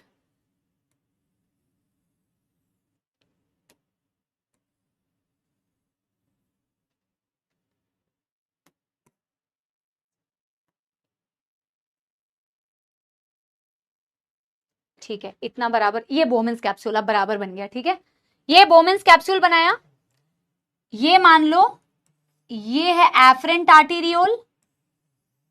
अब बेटा मैं ना सिंप्लीफाई करने के लिए कैपिलरी को नॉर्मल बना रही हूं, आपको ऑलरेडी पता है कैपिलरीज कैसी दिखती हैं। मैं एक ही बहुत ही छोटा सा आपको समझाने के लिए पतली सी कैपिलरी को बना रही हूं, बट यू ऑलरेडी नो कि कैपिलरीज कैसी दिखती हैं सपोलो।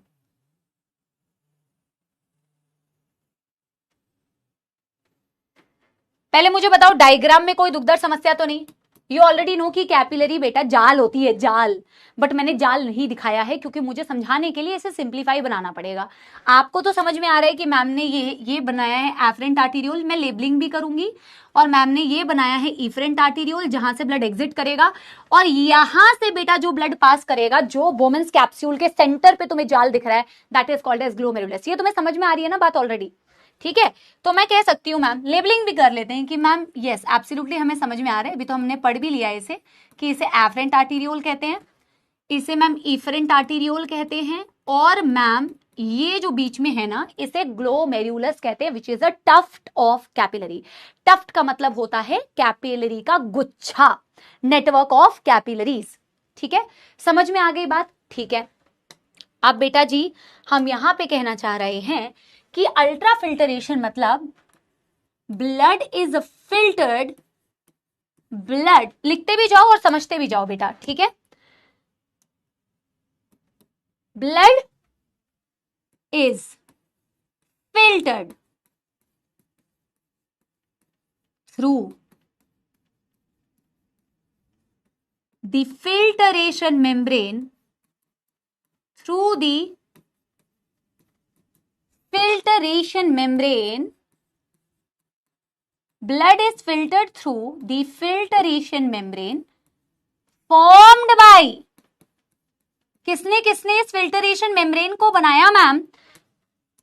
लिखो पहले, नंबर 1, अरे भाई, number 1 endothelium, endothelium of glomerulus, number 2 basement membrane, number 2 basement membrane, number 3 लिखो, अभी समझाती जा रही हूं, पोडोसाइट्स ऑफ बोमेंस कैप्सूल। ये तो मैम हमें पता ही नहीं है, तो अभी हम आपको बता रहे हैं ना बेटा, ध्यान से देखो। एफरेंट आर्टेरियोल, एफरेंट आर्टेरियोल इस पार्ट पे बेटा एंड होती है जो कि गुच्छा होता है कैपिलरी नेटवर्क का, जिसे ग्लोमेरुलस कहते हैं।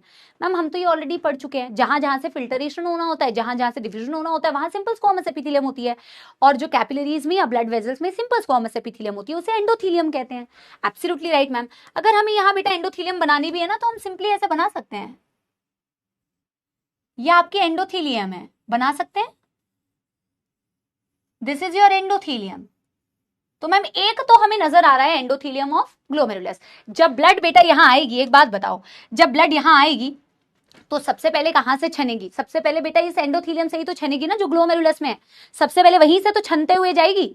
वहां से छनते हुए इस इन दोनों के बीच में ये वाला जो पार्ट है ना, इसमें जाती है, जो कि एक्चुअल में एक नॉन सेल्युलर लेयर है, जो आपके एंडोथीलियम और बोमेंस कैप्सूल की एपिथेलियम के बीच में प्रेजेंट होता है, उसे कहा जाता है basement membrane.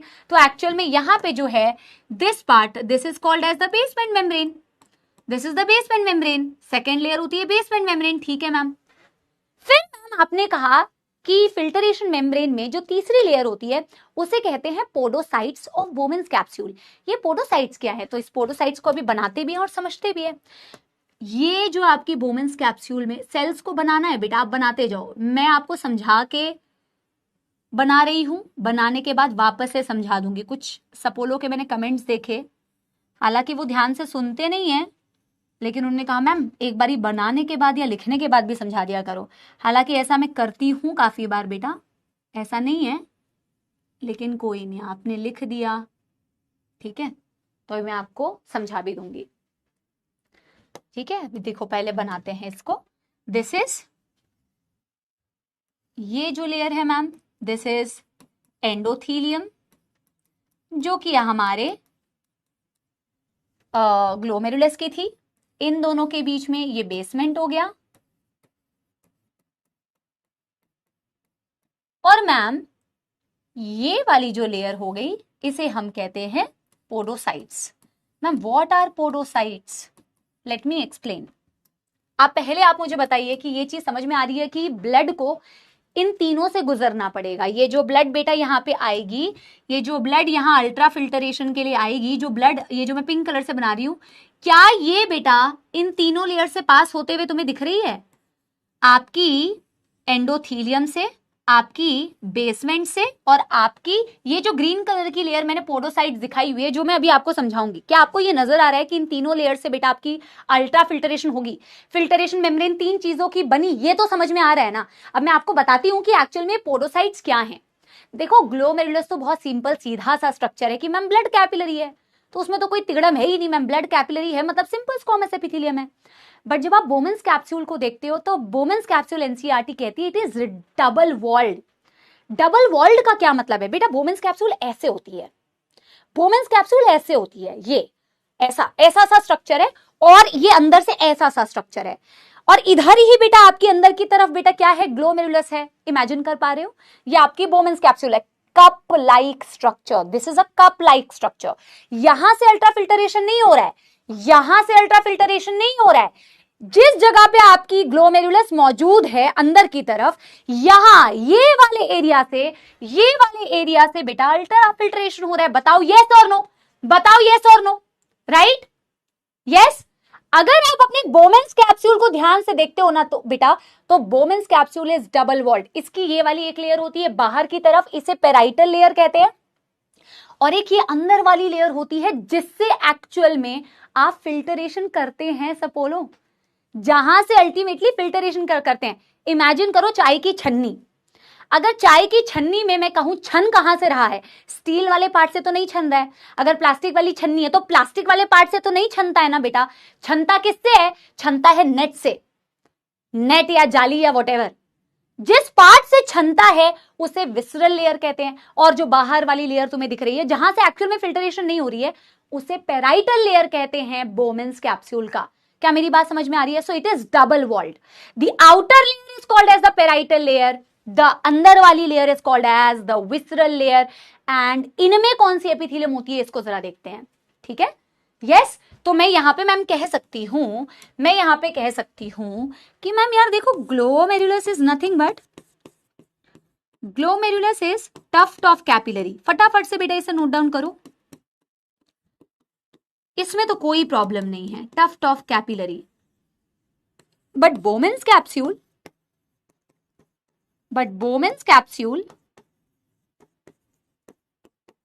It is double walled layer. इसमें मैम क्या होता है? आउटर पेराइटल लेयर कहलाती है, एनसीईआरटी में दिया है बेटा, एंड इनर विसरल लेयर कहलाती है मैम। एक डायग्राम बनाएंगे बेटा, डायग्राम से भागना नहीं है, diagrams are very important for understanding the concepts, ठीक है? यस। तो हम नेक्स्ट पेज पे डायग्राम बनाएंगे, पहले आप यहां तक लिख लीजिए, ठीक है? इनर विसरल एंड आउटर बेटा आपकी पेराइटल। यहां पे भी मैं अगर कहूं ना, ये वाली जो है ये एक्चुअल में पेराइटल लेयर है, ये जो मैंने पिंक कलर से बनाई है this is the parietal layer, और जो मैंने ग्रीन कलर से बनाई है that is the visceral layer. तो जो पेराइटल लेयर होती है ना वो सिंपल स्क्वामस एपिथेलियम होती है, और जो विसरल लेयर होती है ना वो भी स्क्वामस सेल्स लेकिन होते हैं, उनको स्पेसिफिकली कहा जाता है पोडोसाइट्स। पॉड का मतलब होता है जैसे आर्थ्रोपोड, पॉड का मतलब होता है अपेंडेज। तो ऐसी सेल्स जिनमें से एक अपेंडेज निकला हुआ है, एक पॉड निकला हुआ है जिसे पेडिसिल कहते हैं। अभी मैं लिखवाती हूं आपको, ठीक है। पहले आप यहां तक कर लीजिए, फिर मैं अभी आपको ना ये दोनों लेयर्स को डायग्राम में, छोटू सा डायग्राम बनाएंगे, उसमें कर लेंगे, ठीक है। मैंने आपको लिखवा भी दिया, बनवा भी दिया और फिर समझा भी दिया वापस से बेटा कि ये आपकी ग्लोमेरुलस थी, इसमें सिंपल स्क्वामस एपिथेलियम है जिसे एंडोथेलियम कह रहे हैं, ये आपकी बोमेंस कैप्सूल है। तो यहां से तो अल्ट्रा फिल्ट्रेशन नहीं हो रही है मैम, इस विसरल लेयर से हो रही है। जहां मैंने ग्रीन कलर के कुछ सेल्स बनाए हुए हैं उनको मैंने पोडोसाइट्स बोला, और इन दोनों के बीच में मैम बेसमेंट है, बेसमेंट मेम्ब्रेन। तो 3 लेयर से अल्ट्रा फिल्ट्रेशन हो रहा है, simple squamous epithelium, basement and podocyte. तो these are the 3 layers for ultra filtration, ठीक है। एवरीबॉडी कर लिया है बेटा? सारे बच्चों ने कर लिया है? पक्की बात? चलो चैट्स ऑफ करते हैं। अब मैम यहां पे थोड़ा सा हम बना भी सकते हैं, अगर इसी के नीचे बेटा बनाना, तो जैसे मैम हमने ये बनाया ना, ये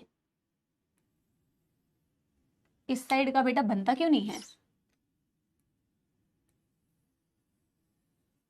हाँ, जैसे हमने बेटा ये बनाया ना, तो इसमें हम पेराइटल लेयर और विसरल लेयर कैसे कह सकते हैं मैम?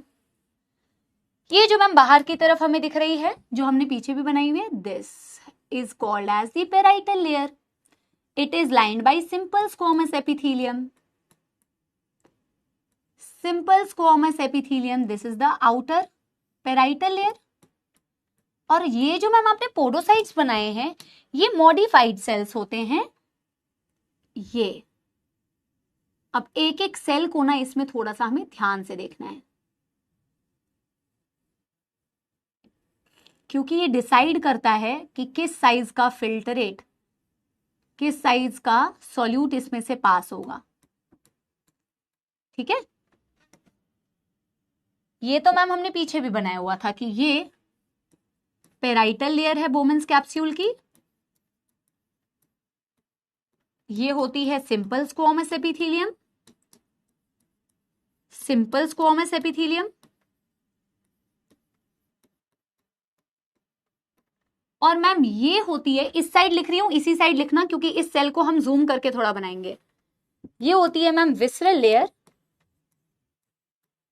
ये होती है मैम विसरल लेयर, और विसरल लेयर होती है modified squamous called as podocytes. Cyte का मतलब सेल, पॉड का मतलब होता है appendage. What is the meaning ma'am? What is the meaning? तो इसको बेटा एक बार जूम करके देखते हैं। हम इस पार्ट को अगर बनाना चाहें तो हम बेटा ऐसे देख सकते हैं मैम, इसको ऐसे बना सकते हैं मैम। एक्चुअल में ये ऐसी दिखती है,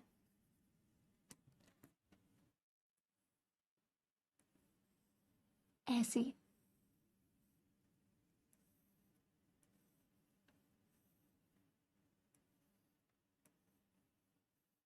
सेल्स के बीच में एक पॉड जैसा स्ट्रक्चर दिख रहा है, इसे बोला जाता है pedicel. This is called as pedicel and the cells with a pedicel is called as a podocyte.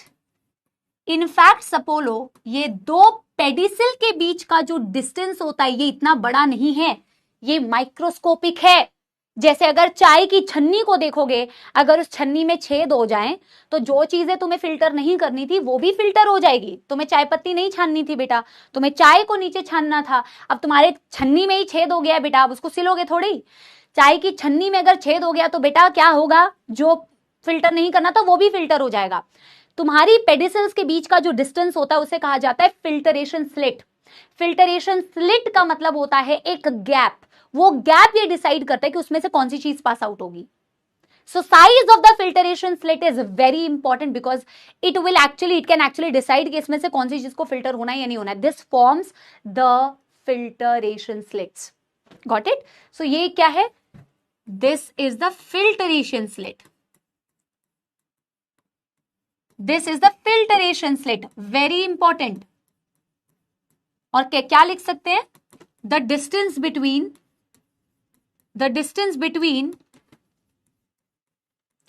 To successive, the distance between two successive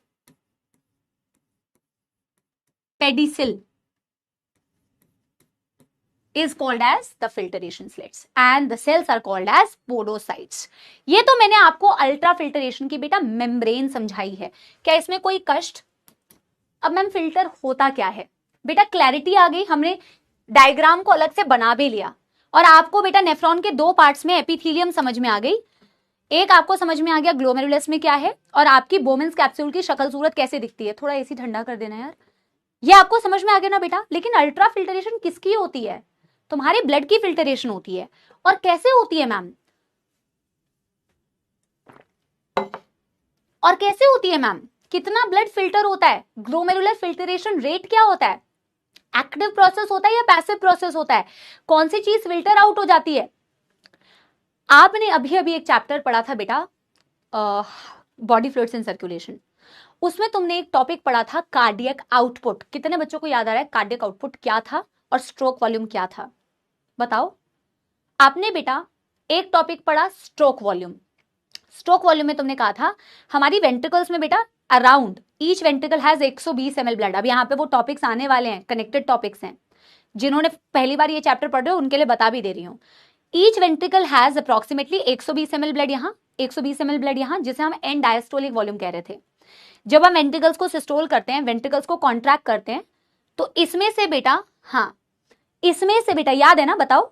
जब मैं वेंट्रिकल्स को कॉन्ट्रैक्ट करती हूं तो एक कॉन्ट्रैक्शन में, एक सिस्टोल में, यानी कि एक हार्ट बीट में, क्योंकि वेंट्रिकल सिस्टोल हो गया मतलब एक बीट हो गई। जब वेंट्रिकल सिस्टोल करती हूं तो इसमें से on an average healthy individual में 70 ml बाहर चला जाता है। वो 70 ml होता है स्ट्रोक वॉल्यूम, क्योंकि वो एक बीट में बाहर गया। बट कार्डियक आउटपुट क्या था? एक मिनट में कितना बाहर गया, क्योंकि cardiac output is equal two stroke volume into heart rate. सब बच्चों को याद आ रहा है बेटा? बहुत मेहनत से वो टॉपिक पढ़ाया था मैंने आपको। आई होप कि तुम्हें सब कुछ याद आ रहा हो और तुम्हें बिल्कुल भी ऐसा ना लग रहा हो कि याद नहीं आ रहा, कंसेप्चुअली याद आ रहा है ना। हाँ, मैं जब स्ट्रोक वॉल्यूम को हार्ट रेट से मल्टीप्लाई कर रही थी तो बेटा वो आ रहा था हमारा कार्डियक आउटपुट, यानी कि अप्रोक्सीमेटली एक मिनट में मेरा हार्ट जो है पंप आउट करता है 5 litre, approximately 5000, approximately I am saying.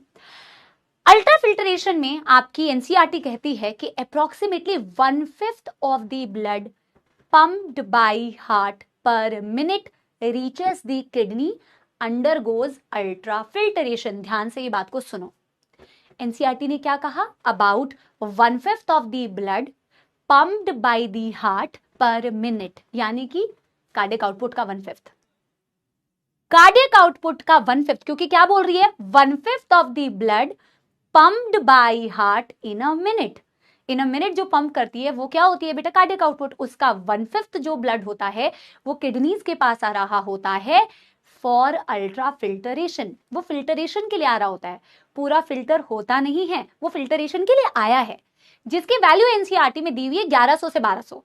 तुम बोलोगे मैम 1/5 का मतलब तो मैम 1000 होना चाहिए। एनसीईआरटी को मान लो कि एनसीईआरटी ने जो दिया हुआ है अप्रोक्सीमेटली 1100 से 1200 ml comes in the kidney in the glomerulus for ultra filtration. पर क्या पूरा का पूरा छन के फिल्टरेट बन जाता है? फिल्टरेट क्या थी? चाय। मैंने बताया था ना, जो छन गया कप में आ गया उसे फिल्टरेट बोल रहे हो, जो आपका बोमेंस कैप्सूल में आ जाएगा उसे फिल्टरेट बोल रहे हो। पूरा छनता नहीं है। अब उसी को बेटा समझेंगे। थम्स अप देते रहना बेटा अगर समझ में आ रही है ये सारी बातें। बहुत इंपॉर्टेंट बातें अल्ट्रा फिल्टरेशन से रिलेटेड हम कर रहे हैं। क्या कह रहे हैं मैम? अल्ट्रा फिल्टरेशन में हम कह रहे हैं, अल्ट्रा फिल्टरेशन में मेम्ब्रेन तो हम समझ चुके हैं, बट हम ये कह रहे हैं साथ के साथ ma'am about 1/5 of blood, about 1/5 of blood pumped by heart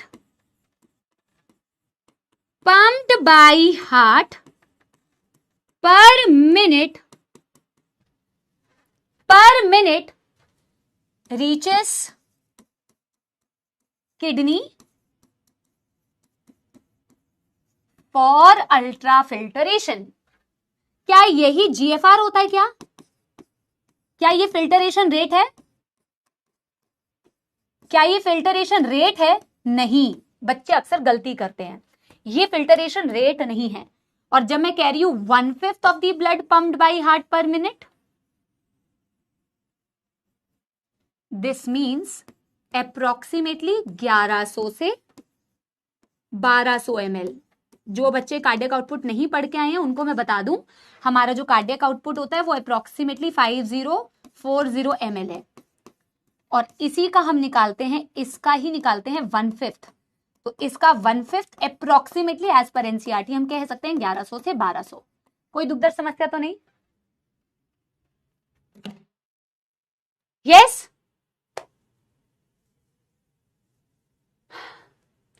filtration rate क्या है? रेट का क्या मतलब होता है? पर यूनिट टाइम कितना फिल्टरेट बना। ग्लोमेरुलस की फिल्टरेशन रेट, रेट का मतलब होता है कितना फिल्टरेशन हुआ। बेटा फिल्टरेशन के लिए इतना ब्लड तो आ रहा था, क्या पूरा छान के बेटा ब्लड वॉल्यूम कम कर दोगे? क्या पूरा एफरेंट में से ब्लड ग्लोमेरुलस में लेके गए पूरा छान के फिल्टरेट और यूरिन बना दोगे क्या? इतना यूरिन करते रहोगे पूरे दिन भर में? हाँ, इतना फिल्टरेट अगर 1 मिनट में बेटा जा रहा है 1100 से 1200 ml, हाँ, तो इतना यूरिन बनता रहेगा 1 मिनट में। अगर तुम इतना ही बेटा, तो इतना यूरिन, कितना यूरिन करोगे? यूरिन कितना होता है? 1 से 1.5 लीटर होता है पूरे दिन भर में, एक दिन में। एक्चुअल में इतना ब्लड आता तो है, बट क्षमता पता है कितना है? मिनट के हिसाब से as per NCERT 125 ml per minute, और लीटर के हिसाब से एनसीईआरटी ने दिखा है 180 लीटर पर डे। ये जीएफआर होती है। जीएफआर का मतलब होता है glomerular filtration rate. Glomerular filtration rate का मतलब होता है the amount of filtrate formed per unit time. Per unit time filtrate कितना बना, छना कितना आया? तो 1100 से 1200, बट छना कितना? 125 ml पर मिनट। और डे के हिसाब से, दिन के हिसाब से, लीटर के हिसाब से देखोगे 180 litre per day. Yes everybody? Ma'am side बेटा डन कर लिया है तो नेक्स्ट पेज पे जाऊं।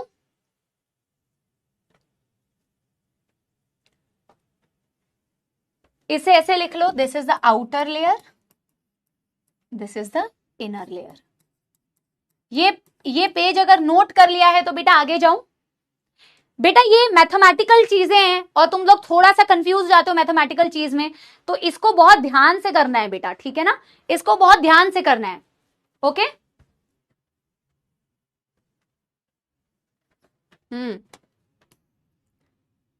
डन। अल्ट्रा फिल्टरेशन, इतना ब्लड तो आ रहा है, बट जीएफआर क्या होता है ma'am?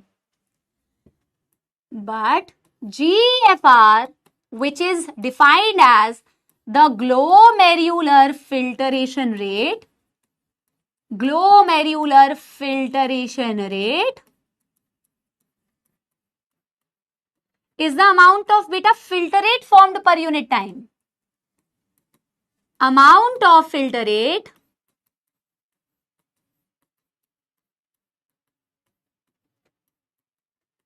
formed per unit time. और एनसीईआरटी ने ये जीएफआर की वैल्यू मिनट्स में और पर डे के हिसाब से भी दिखाई हुई है।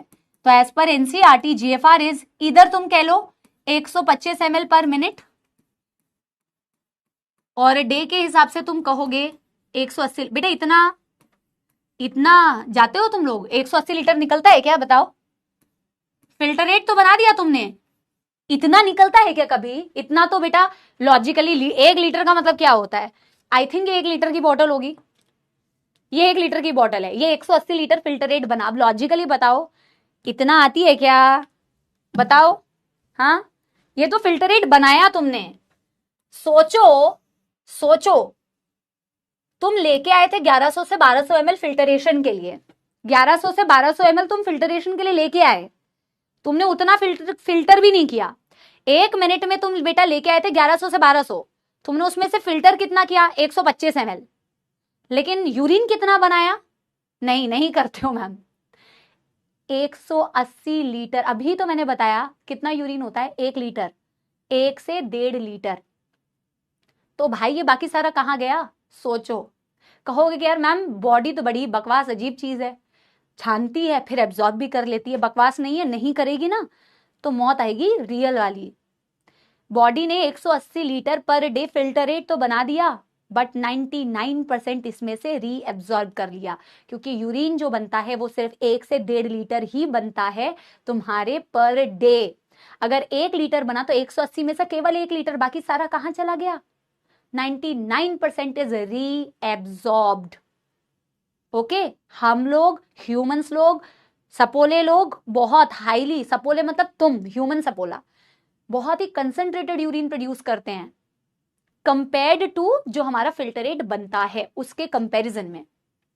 ठीक है, तो यहां पे हम एक बात लिखेंगे, इतना बनता है। मैं यहीं पे आपको लिखवा भी दे रही हूं कि जब मैं आपको यूरिन पढ़ाऊंगी, यूरिन फॉर्म्ड, तो आप देखोगे यूरिन जो फॉर्म्ड होता है that is only 1 to 1.5 litre per day. और इसी से मैम हमारी नेफ्रॉन्स की एक बात हमें पता चलती है कि 99% इज रीएब्जॉर्ब्ड, 99% इज रीएब्जॉर्ब्ड। समझ में आ रही है बात?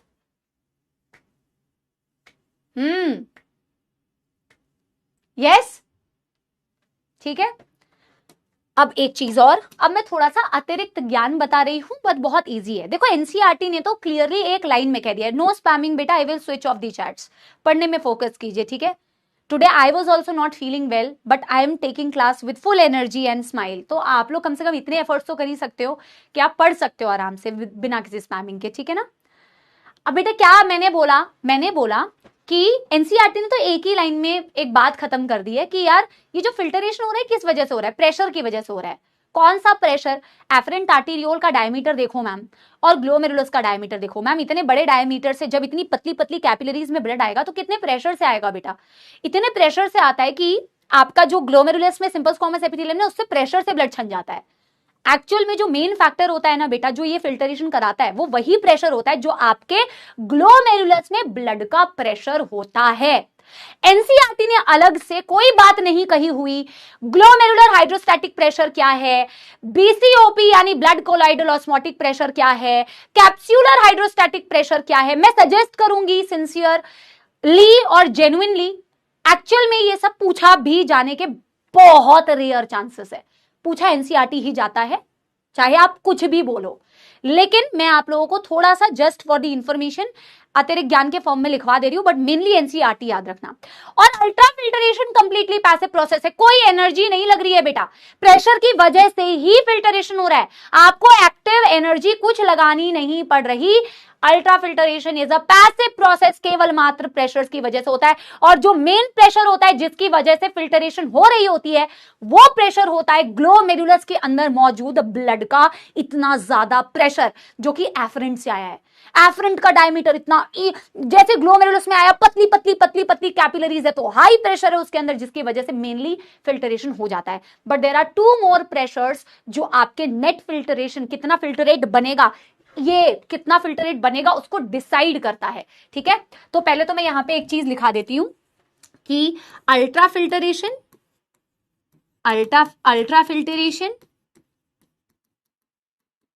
पैसिव प्रोसेस,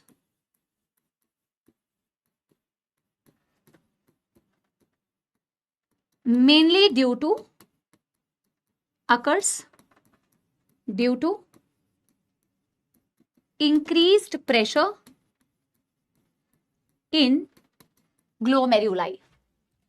और जो मैं आपको अभी अतिरिक्त ज्ञान में प्रेशर बताने वाली हूं ना, है ये बहुत सरल, मतलब आप चाहे पहली बार भी पढ़ रहे होंगे ना, आपको फिर भी समझ में आ जाएगा, क्योंकि है ही इतना इजी।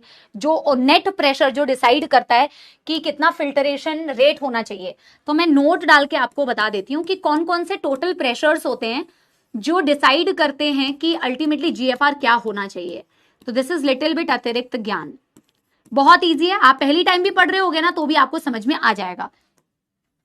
अब आप बोलोगे मैम बिना डायग्राम के काम चलेगा? बिल्कुल नहीं चलेगा, क्योंकि आपको डायग्राम के साथ ही बेटा, समझ रहे हो ना मेरी बात। इस डायग्राम को जरा ध्यान से ऑब्जर्व करना।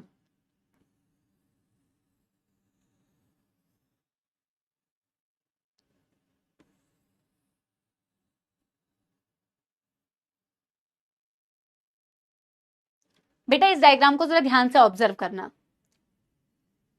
ठीक है। देखो आपका जो ब्लड है बेटा, पहले समझ लो, मैं लिखने का टाइम देती हूं आपको, दूंगी अभी देने लिखने का, ठीक है। आपका ब्लड अल्ट्रा फिल्टरेशन के लिए आ रहा है। सबसे पहले ब्लड बेटा कहां से कहां पास हो रहा है, मेरे एरोस को जरा ध्यान से देखो। आपका ब्लड जो है कहां पास हो रहा है, ग्लोमेरुलस में। जो मेन प्रेशर डिसाइड करता है कि अल्ट्रा फिल्टरेशन कितना रेट से होगा, वो है ग्लोमेरुलस के अंदर मौजूद ब्लड का प्रेशर। उसे कहा जाता है ग्लोमेरुलर हाइड्रोस्टैटिक प्रेशर, GHP। समझ लो, कृपया करके स्पैमिंग मत करो, ठीक है। ग्लोमेरुलर हाइड्रोस्टैटिक प्रेशर, हाइड्रो मतलब पानी, ब्लड का मेन कंपोनेंट पानी होता है, क्योंकि 55% प्लाज्मा, 90 से 92% पानी। मेन प्रेशर जो इस नेट फिल्टरेशन रेट को डिसाइड करेगा, उसे कहा जाता है GHP, ग्लोमेरुलर हाइड्रोस्टैटिक प्रेशर। एक पॉजिटिव प्रेशर, ये फेवर करता है कि फिल्टरेशन हो। जितना ज्यादा प्रेशर उतना ज्यादा फिल्टरेशन, जितना ज्यादा प्रेशर उतना ज्यादा फिल्टरेशन। ये पॉजिटिव प्रेशर है, मेनली ये फेवर करता है कि अल्ट्रा फिल्टरेशन होगा। जितना ज्यादा प्रेशर होगा बेटा उतना ज्यादा फिल्टरेशन होगा या नहीं, या ये नहीं समझ में आ रही है बात, बताइए। तो मैं सबसे पहले लिखती हूं, एक प्रेशर होता है GHP, इसे कहते हैं glomerular hydrostatic pressure, hydrostatic pressure GHP। इसकी अप्रोक्सीमेट वैल्यू होती है 60 mmHg। और इसका मतलब क्या होता है मैम, इसका मतलब होता है pressure of blood with in glomerulus, in glomerulus. तो ये फेवर कर रहा है ना बेटा, जितना ज्यादा प्रेशर उतना ज्यादा बेटा अल्ट्रा फिल्टरेशन। पहले GHP समझ में आई बात, क्या GHP समझ में आई बात? यस, क्या GHP समझ में आई बेटा बात? Yes everybody. अंजलि बेटा उस पे मैं आ रही हूं, इसी को पढ़ाते वक्त अभी मैं बताऊंगी, ठीक है। अब मैम, ब्लड में से जब अल्ट्रा फिल्टरेशन हुआ तो क्या पार्ट फिल्टर होता है? Only plasma part. और प्लाज्मा में से भी विदाउट प्रोटीन्स। आप WBC, RBC को फिल्टर तो कर ही नहीं रहे हैं, फॉर्म्ड एलिमेंट्स को। बेटा यूरिन में से अगर WBC निकलने लग जाएगी तो पाईयूरिया की कंडीशन हो जाती है। तो तुम ना आरबीसी निकाल दोगे, हिमैटोयूरिया की कंडीशन हो जाती है। ना RBC फिल्टर करते हो ना WBC, कोई फॉर्म्ड एलिमेंट्स तो फिल्टर करते ही नहीं हो। प्लाज्मा पार्ट को फिल्टर करते हो, उसमें से भी प्रोटीन फिल्टर नहीं होती है। प्रोटीन फिल्टर होने लग जाएगी तो भी प्रॉब्लम है, एल्बुमिनीरिया हो जाता है। जब तुम्हारी फिल्टरेशन मेम्ब्रेन में प्रॉब्लम होती है तो प्रोटीन्स में फिल्टर होने लगते हैं, बट यूजुअली तुम सिर्फ प्लाज्मा पार्ट को फिल्टर करते हो without any proteins. But ma'am blood में तो प्रोटीन्स है ना, ब्लड में अदर सॉल्यूट्स भी तो डिसॉल्व्ड है ना मैम। अब बेटा अगर मैं तुमसे कहूं कि एक ब्लड ऐसा है जिसमें मान लो सिर्फ प्लाज्मा होता और उसको फिल्टर कर रही होती मैं, और एक ऐसा ब्लड है जिसमें बेटा प्रोटीन्स भी है, अदर सॉल्यूट्स भी डिसॉल्व्ड है, उसको फिल्टर कर रही हूं मैम, कौन सी चीज इजीली फिल्टर हो जाती? जो खाली सिंगल प्लाज्मा थी या जिसमें बहुत सारी चीजों को मैंने डिसॉल्व करके रखा था? जो केवल और केवल प्लाज्मा पार्ट होता है वो इजीली फिल्टर हो जाता है अगर उसमें कुछ डिसॉल्व नहीं होता। बट आपके ब्लड में ऐसा नहीं होता है। जो आपका ब्लड बेटा यहां अल्ट्रा फिल्टरेशन के लिए आया होता है, इसके अंदर डिसॉल्व बेटा कुछ प्रोटीन्स भी है, इसके अंदर डिसॉल्व अदर कंपोनेंट्स भी, अदर सॉल्यूट्स भी है। अगर वो ना होते तो फिल्टरेशन शायद और इजीली होता। क्योंकि वो हैं तो वो भी एक तरीके का प्रेशर एक्सर्ट कर रहे होते हैं, जो कि एक नेगेटिव प्रेशर होता है, जो कि एक अनफेवरेबल प्रेशर होता है। और उस प्रेशर को कहा जाता है blood colloidal osmotic pressure. This is the pressure exerted by the solutes or the proteins which are present in the plasma। ये एक नेगेटिव प्रेशर है। मान लो अगर वो नहीं होता, केवल पानी होता तो इजीली फिल्टर हो जाता। This is a negative pressure जो एक्चुअल में अल्ट्रा फिल्टरेशन को अपोज करता है। इसे कहा जाता है ब्लड कोलॉइडल ऑस्मोटिक प्रेशर। बताओ यस और नो, बताओ यस और नो। मुझे लगता है बेटा सबसे अच्छा सोल्यूशन यही होता है, ठीक है। एक है ग्लोमेरुलर हाइड्रोस्टैटिक प्रेशर, एक प्रेशर होता है जिसे कहते हैं BCOP। BCOP का मतलब होता है blood colloidal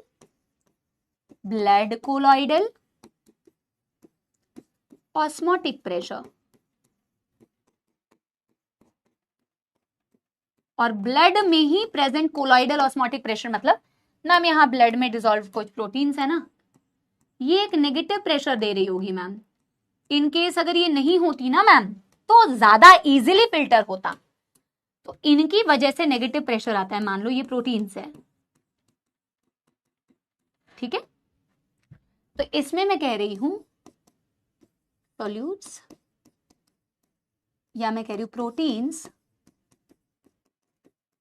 dissolved in blood exerts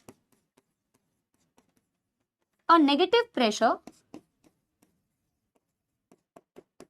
a negative or unfavorable pressure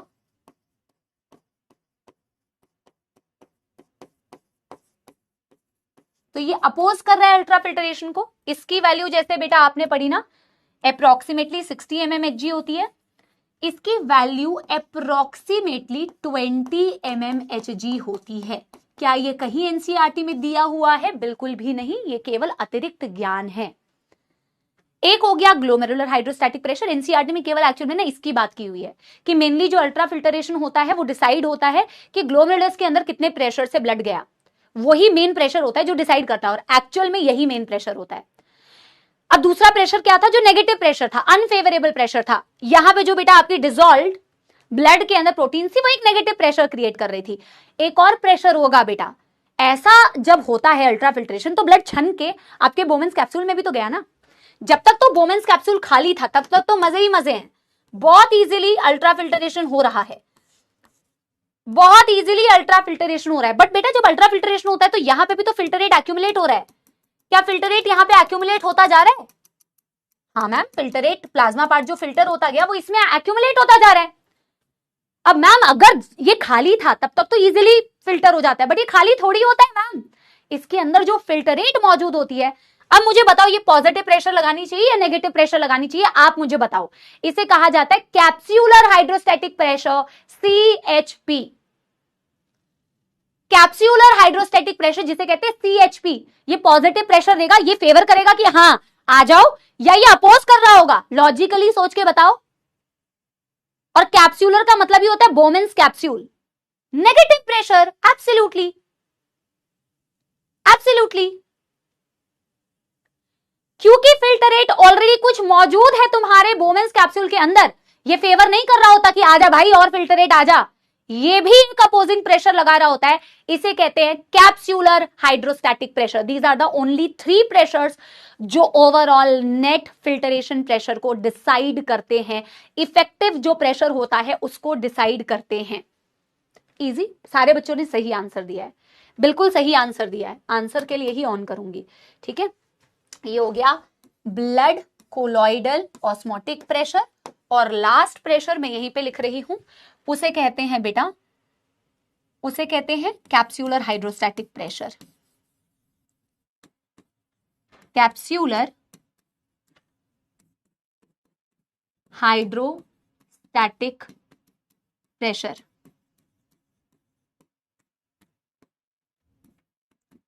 filter rate of Bowman's capsule, filter rate of Bowman's capsule exerts an opposing pressure,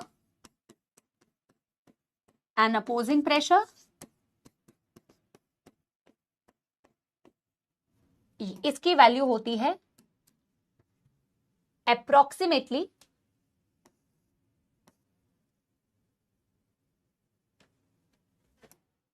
इसको करो बेटा 30 और इसको करो बेटा अप्रोक्सीमेटली 20, ठीक है। So this is approximately 30, this is approximately 20। कहीं पे प्लस माइनस ऊपर भी मिल सकता है तुम्हें, जैसे 60 की जगह 55 मिल जाएगा, 30 की जगह 25 भी मिल सकता है, तो थोड़ा बहुत प्लस माइनस होगा। This is on an average. अब बेटा मुझे बताओ, 2 नेगेटिव प्रेशर थे और एक पॉजिटिव प्रेशर था, तो ओवरऑल नेट फिल्टरेशन प्रेशर कितना आएगा? एक फेवरिंग प्रेशर है और 2 अपोजिंग प्रेशर है, तो नेट फिल्टरेशन प्रेशर कितना आएगा? 60 minus 30 plus 20, net filtration pressure आता है approximately 10 mmHg। This is the net filtration pressure जो डिसाइड करता है कितना फिल्टरेशन रेट होगा। These are just the approximate values, plus minus 5-10 आपको दिख सकता है, but this is not given in NCERT. ठीक है, आपको इसीलिए नहीं पढ़ाया जाता। मैंने पहले, आई थिंक बहुत पहले जब स्टार्टिंग में मैं पढ़ा रही थी तो मैं पढ़ाती थी ये प्रेशर्स। उसके बाद बेटा because you will see no questions from this, then why am I teaching it, क्योंकि to be on the safe side, so that बेटा आपको अगर लगे कि मुझे एक दो चीजें अतिरिक्त पढ़नी है तो उसके लिए ही ये चीज है। बट एनसीईआरटी अभी आप रीड करोगे तो उसमें आपको सिर्फ और सिर्फ एक ही प्रेशर मिलेगा, और वो एक ही लाइन में लिखा हुआ है कि it mainly occurs due to the increase pressure in the glomerulus. तो नेट फिल्टरेशन प्रेशर मुझे निकालना है, तो एक ही पॉजिटिव प्रेशर है, बाकी ये दोनों अपोजिंग प्रेशर है। तो दोनों अपोजिंग प्रेशर को ऐड करो और इस पॉजिटिव प्रेशर से माइनस कर दो, that will give you the net filtration pressure. 60 minus 30 plus 20 approximately 10। अगर आपको समझ में आ गया तो थम्स अप दे दो, ठीक है ना। तो थोड़ा सा एक्स्ट्रा एफर्ट लगा मुझे, but only for those kids जिनको लगता है कि अरे भैया ये भी बता दो वो भी बता दो, उनके लिए है, ठीक है ना। इट्स ओके, क्योंकि एनसीईआरटी में प्रेशर वाली चीज दी हुई थी तो हमने थोड़ी सी इन डेप्थ कर ली। अगर आप लोगों ने नोट कर लिया है तो एक बार ही बता दो, मैं लास्ट टाइम आपको वापस से रिवाइज करा देती हूँ। 3 प्रेशर और एक लाइन हम लास्ट में अभी लिखेंगे। 3 प्रेशर्स बेटा जो अल्ट्रा फिल्ट्रेशन को डिसाइड कर रहे हैं। नंबर 1 प्रेशर, ग्लोमेरुलस के अंदर ब्लड आ रहा है, तो ग्लोमेरुलस के अंदर जिस प्रेशर से ब्लड आ रहा है वो एक फेवरिंग प्रेशर होता है, फेवरेबल प्रेशर होता है। That pressure is called as बेटा glomerular hydrostatic pressure. That is a positive pressure जो फिल्ट्रेशन को फेवर कर रहा है। ब्लड बहुत हाई प्रेशर से आ रहा है, उसे हम कहते हैं glomerular hydrostatic pressure. This is 60 mmHg। पर उसमें डिसॉल्व प्रोटीन्स जो होती हैं वो फेवर नहीं कर रही हैं, वो एक्चुअल में अपोज कर रही है कि अल्ट्रा फिल्ट्रेशन की अपोजिट, मतलब एक कॉन्ट्राडिक्टरी प्रेशर लगा रही है, नेगेटिव प्रेशर लगा रही है। इसे कहते हैं ब्लड कोलॉइडल ऑस्मोटिक प्रेशर। जो आपके ग्लोमेरुलस में ब्लड है उसमें प्रेजेंट प्रोटीन्स, ठीक है ना। इसकी वैल्यू होती है अप्रोक्सीमेटली 30 mmHg। ऑल्सो मैम जब अल्ट्रा फिल्टरेशन हो रहा होता है तो बोमेंस कैप्सूल में भी तो कुछ फिल्टरेट इकट्ठा हो गया है। अब वो फिल्टरेट जो है ये फेवर नहीं कर रहा है, ये इनकमिंग जो फिल्टरेट है उसको फेवर नहीं कर रहा है, ये भी एक प्रेशर बेटा एग्जर्ट कर रहा होता है। इसे कहते हैं कैप्सूलर हाइड्रोस्टैटिक प्रेशर। कैप्सूल का मतलब होता है बोमेंस कैप्सूल के अंदर मौजूद फिल्टरेट का एक pressure. So this is negative pressure, this is negative pressure, but this is a positive pressure. तो नेट फिल्टरेशन प्रेशर आ जाता है 60 minus 30 plus 20 on an average. और ये आप 10 में जो कह रही हूं ना, 10 से 20 भी होता है, प्लस माइनस 5-10 हो सकता है, ठीक है ना। तो हम यहां पे एक लास्ट कंक्लूडिंग पॉइंट लिख देंगे कि मैम नेट फिल्टरेशन प्रेशर जो होता है it is actually glomerular hydrostatic pressure minus BCOP plus capsular hydrostatic pressure. This is the net filtration pressure. Net filtration pressure. Net filtration pressure, effective filtration pressure भी बोलते हैं। 60 minus 30 plus 20 that is approximately 10 mmHg। और एक बहुत important line जो star mark करेंगे, only plasma gets filtered, plasma part gets filtered living proteins. NCERT की reading कर लें एक बारी, और यही आपके फिल्टरेट को बनाता है। बेटा आई होप कि तुम्हें टॉपिक्स की क्लैरिटी मिली हो, चाहे मैंने तुम्हें अतिरिक्त ज्ञान ही क्यों ना पढ़ाया हो, ठीक है, और चाहे मैंने तुम्हें नॉर्मल ही क्यों ना पढ़ाया हो, ठीक है।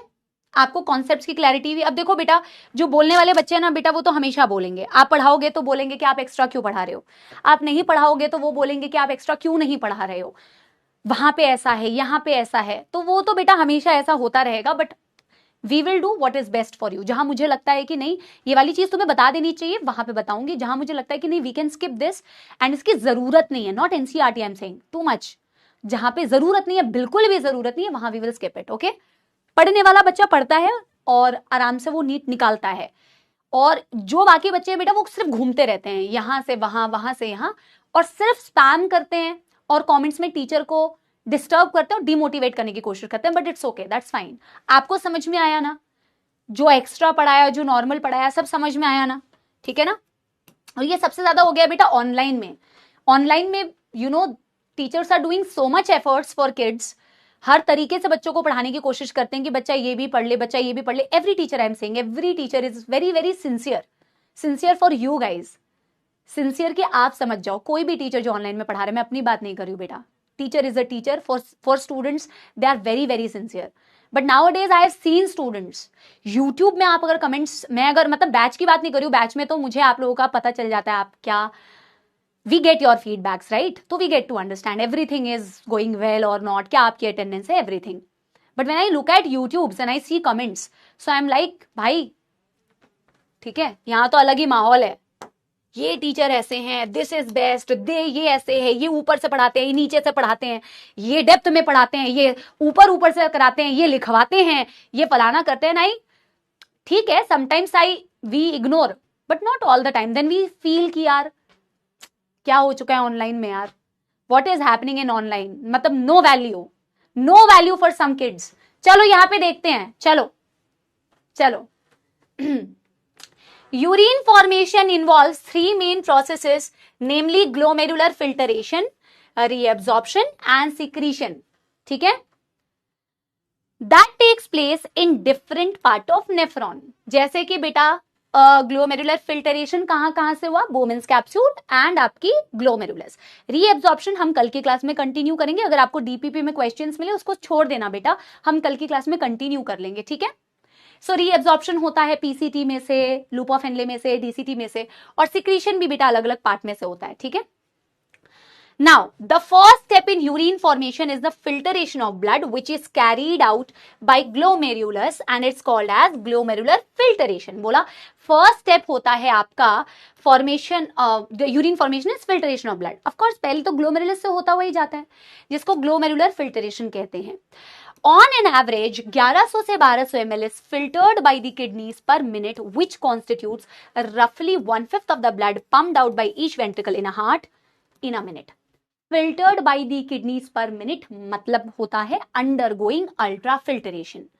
Undergoing ultrafiltration 1100 से 1200 undergoes ultrafiltration. ठीक है? आगे बेटा एनसीईआरटी क्या कहती है, glomerular capillary blood pressure causes the filtration of blood through 3 layers. अब आप मुझे बताओगे एक बारी ये कौन सा प्रेशर है, ग्लोमेरुलर ब्लड प्रेशर. इसका नाम क्या है बेटा, लास्ट में बात करती हूँ तुमसे जिसके रिगार्डिंग में बात कर रही थी, बट अभी पहले पढ़ लो, फिर क्वेश्चन सॉल्व करेंगे, फिर बात करूंगी. ठीक है? मुझे बताओ ग्लोमेरुलर कैपिलरी ब्लड प्रेशर जो कह रहा है NCERT, it causes the filtration of blood through 3 layers. इसीलिए मैंने आपको सारे प्रेशर्स बता दिए, क्योंकि अगर एक का जिक्र है तो मैंने आपको बता दिया थोड़ा सा एक्स्ट्रा. एक्चुअल में ये जो ग्लोमेरुलर कैपिलरी प्रेशर है ना बेटा, ये बात कर रहे हैं ग्लोमेरुलर हाइड्रोस्टैटिक प्रेशर, जीएचपी की बात कर रहे हैं. ठीक है?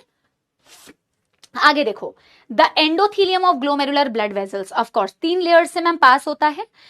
फिल्टरेशन मेम्ब्रेन को कौन कौन बनाता है, endothelium of glomerular blood vessels. ठीक है? The epithelium of women's capsule, epithelium में पोडोसाइट्स होती हैं बेटा, and basement membrane between these 2 layers. Basement membrane is a non-cellular layer. ठीक है? एक चीज और समझना बेटा, देखो फिल्टरेशन की मेम्ब्रेन दी हुई है ये तीनों लेयर्स, लेकिन ऊपर इस लाइन को पढ़ो. अगर स्टेटमेंट बेस्ड क्वेश्चन में आता है तो बच्चा कंफ्यूज होता है कि ma'am filtration membrane, ultra filtration occurs through 3 layers, simple squamous epithelium of glomerulus, basement membrane and podocytes. But अगर ये लाइन आ जाए ma'am, first step in urine formation is filtration of blood which is carried out by glomerulus is called glomerular filtration, तो फिर बच्चा सोचता है कि ma'am ये जो ग्लोमेरुलर फिल्टरेशन है ये तो 3 लेयर से हो रही होती है. बट क्योंकि एनसीईआरटी ने ऐसी लाइन लिखी हुई है, इसलिए एनसीईआरटी की लाइन को समझना जरूरी है, स्टेटमेंट बेस में काम आता है. एनसीईआरटी ने दिया हुआ है first step of urine formation carried out by glomerulus, yes, is called as glomerular filtration, no problem in that, statement is correct. अब आगे उन्होंने खुद ही मेंशन किया हुआ है कि 3 लेयर से होती है बेटा. क्या आपको समझ में आ रही है ये बात जो मैं कह रही हूँ, why NCERT reading is important. At times कभी कभार एनसीईआरटी ने ऐसे ऐसे स्टेटमेंट दी होती है जो अगर आप रीड करके रखते हो ना तो तुरंत से मार्क कर पाते हो. ठीक है?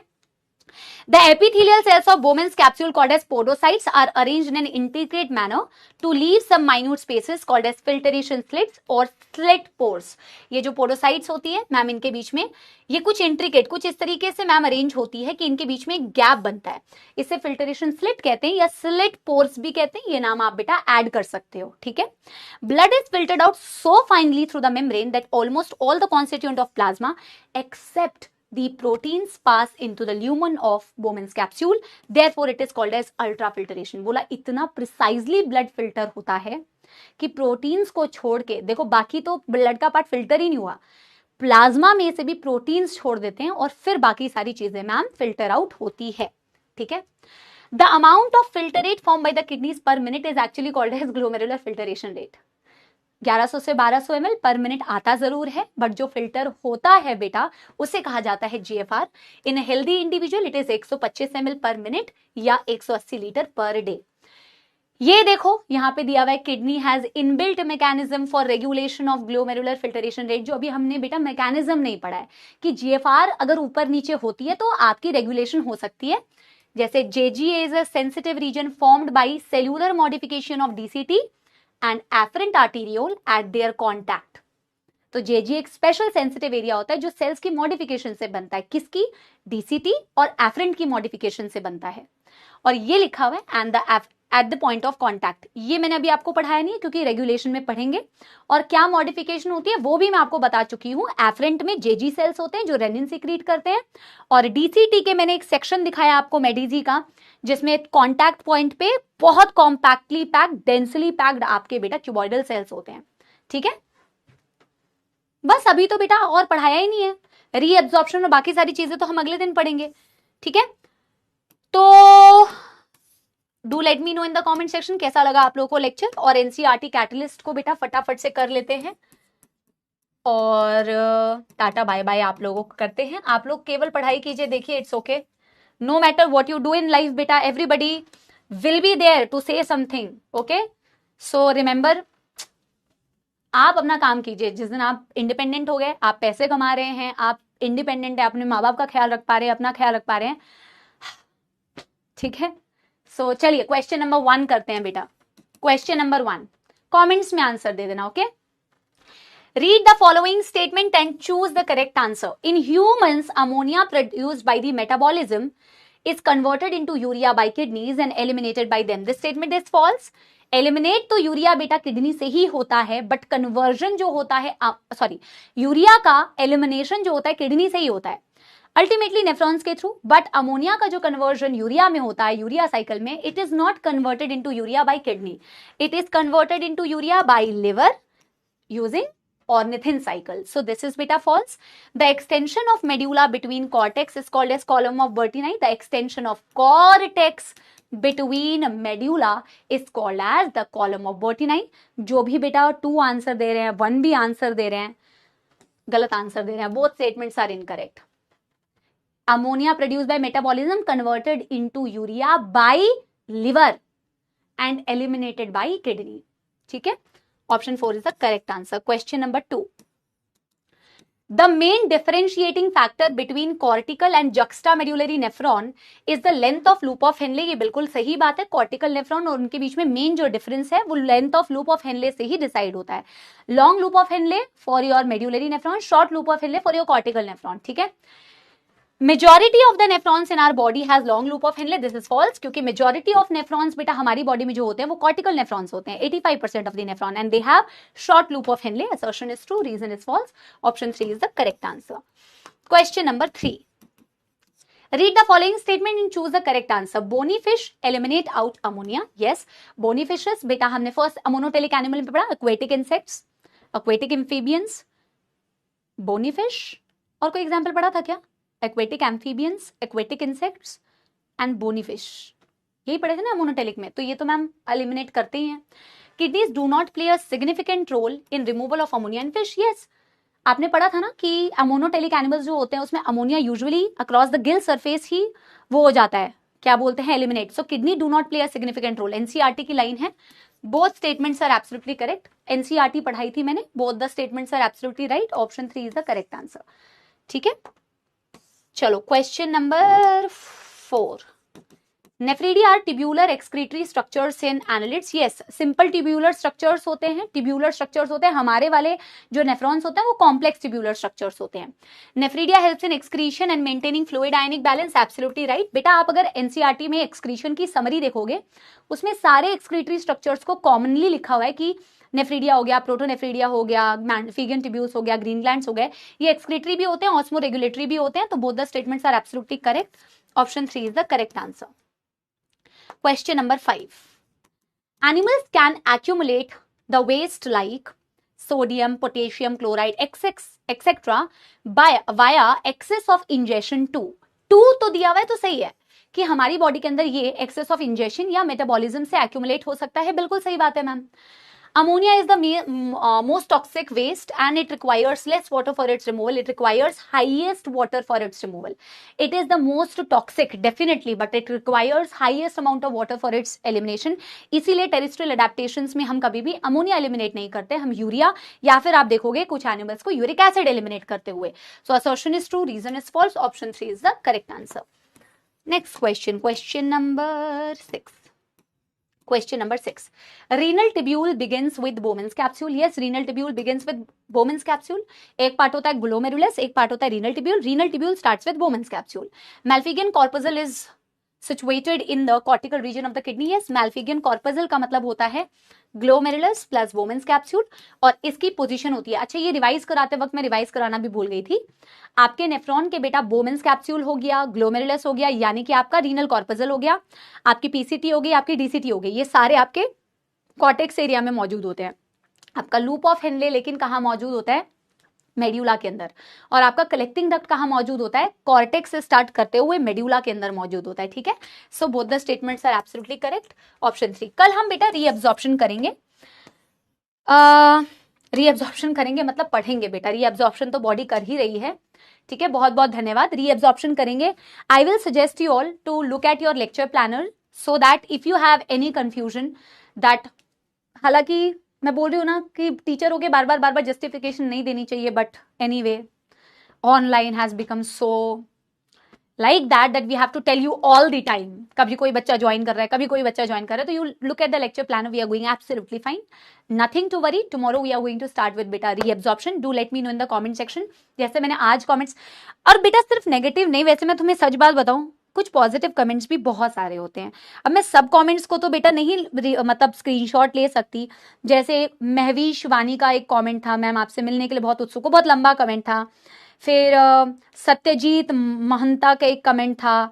ऐसे ही बहुत सारे बच्चे हैं जिनके रोहन यादव, बहुत सारे बच्चों के बहुत पॉजिटिव कमेंट्स. मैं स्क्रीनशॉट ले लेती हूँ कभी कभार. मैंने सोचा था कि ना एक कॉमेंट ऑफ द डे लगाऊंगी, बट एनीवे लेट्स सी वो कब करते हैं. बट आप अच्छी तरीके से पढ़ाई कीजिए, देखिए पढ़ाई कीजिए, बस यही है. आप को मैं बार बार एक ही बात कहती हूँ बेटा, हमेशा एक ही बात कहती हूँ, क्योंकि खुद वो चीज बेटा फील करती हूँ. आपके पोजीशन पे कभी मैं थी. जब भी कोई काम करते हैं आप, आज आप तैयारी कर रहे हैं तो बहुत सारे लोग आपको डिमोटिवेट करने के लिए होते हैं. कल को आप बेटा नौकरी करेंगे तो भी आपको बहुत सारे लोग डिमोटिवेट करेंगे. कल को आप कोई भी काम करें बेटा, पॉजिटिव से ज्यादा आप लोगों को नेगेटिव चीजें बहुत मिलेगी, खास करके ऑनलाइन में. ठीक है, ऑनलाइन में तो मैं अपने लिए बात कर रही हूँ खैर, लेकिन every time in life you will have more people trying to demotivate you than to motivate you. And हमेशा आपके साथ देखो, जब तक तो ये वाला सफर है या जब तक मैं आपसे कनेक्टेड हो सकती हूँ तब तक तो I will motivate you. But what after that बेटा, क्या हमेशा आपके पास कोई ना कोई होगा जो आपको मोटिवेट करने के लिए होगा? भगवान करे ऐसा हो, तो ऐसा होगा तो बहुत अच्छी बात होगी. अदरवाइज आपको अपने आप को सेल्फ मोटिवेट करना पड़ेगा. इट्स नॉट इजी बेटा, it's tough at times. It's not only tough for you, it's tough for everyone. वही समझने की जरूरत है, और यही समझने की जरूरत है कि अपने आप को खुद ही मोटिवेट करना पड़ेगा. आप चाहे कितना भी अच्छा कर लो जीवन में, कुछ भी कर लो, but you can't satisfy 100% of the people, and there will be people who are going to talk negative more than positive. समझ में आ रही है बात? अभी के फेज में एक कान से सुनते जाओ, निकालते जाओ. मुझे पता है कभी कभार बहुत ज्यादा इंपैक्ट होता है बेटा तुम्हें. दूसरी बार तैयारी कर रही है, तीसरी बार तैयारी कर रही है, इसका कुछ नहीं होगा, देखा इस बार भी इसने पढ़ाई नहीं की, ये तो बेकार ही करेगी, ये सिर्फ टाइम पास कर रही है, ये कुछ और देख रही होगी, देख लेना इसका कुछ नहीं होगा, आपने पैसे बर्बाद कर दिए. बहुत लोग कहते हैं ऐसी बातें, कहते रहेंगे बेटा. उनको ना एक कान से सुनो और इग्नोर करो बेटा, भरो मत अपने दिमाग में प्लीज. दिमाग में भरने के लिए बहुत सारी पढ़ाई है, मुश्किल होता है, बहुत बार मुश्किल होता है, बट करना पड़ेगा बेटा. There is no option. कौन तुम्हारा हाथ पकड़ के बेटा आगे तक तुम्हें वहां तक पहुंचाएगा? तुम खुद पहुंचाओगे. ठीक है ना, समझ में आ रही है बात? तो आपको अपने आप को सेल्फ मोटिवेट करना है। And like what I was saying कि बैच के अंदर मैं कोई भी बैच पढ़ाती हूँ बेटा, यकीन पढ़ाती हूँ या अर्जुना पढ़ाती हूँ और या लक्ष्य पढ़ाती हूँ, तो मुझे ऑफ कोर्स बेटा मैं बैचेस में पढ़ा रही हूँ तो मुझे पता है कि आप लोगों का प्यार, आप लोगों का रिस्पॉन्स कैसा रहता है, ठीक है। But when you look at YouTube and you look at certain comments, तो यार like यार क्या, are there some people who will always try to pull you down? ये ऐसे हैं, वो वैसे हैं, ये कैसे करते हैं, ये ऐसे पढ़ाते हैं, ये एक्स्ट्रा नहीं पढ़ाते, ये लिखवाते हैं, ये ऊपर से पढ़ाते हैं, नीचे से पढ़ाते हैं। आई am like oh my God. और एक टीचर चाहे किसी भी बैच में पढ़ाता है बेटा, I am again telling you, online में खासकर, they are doing their best efforts, all the teachers, because they want their kids to get selected. Their teachers will be the most happy जब आप select होते हैं। और अगर मेरी किसी भी बात से आपको मोटिवेटेड फील होता है, आई होप कि मैंने तुम्हें डिमोटिवेट नहीं किया है बेटा, मैंने तुम्हें मोटिवेट किया है, ठीक है। तो आप अपने तरफ से खुद एफर्ट्स कीजिए, बाकी बातों पे ध्यान मत दीजिए बेटा। I know it's difficult, I know it's not easy, but remember I am telling you because I have been there बेटा।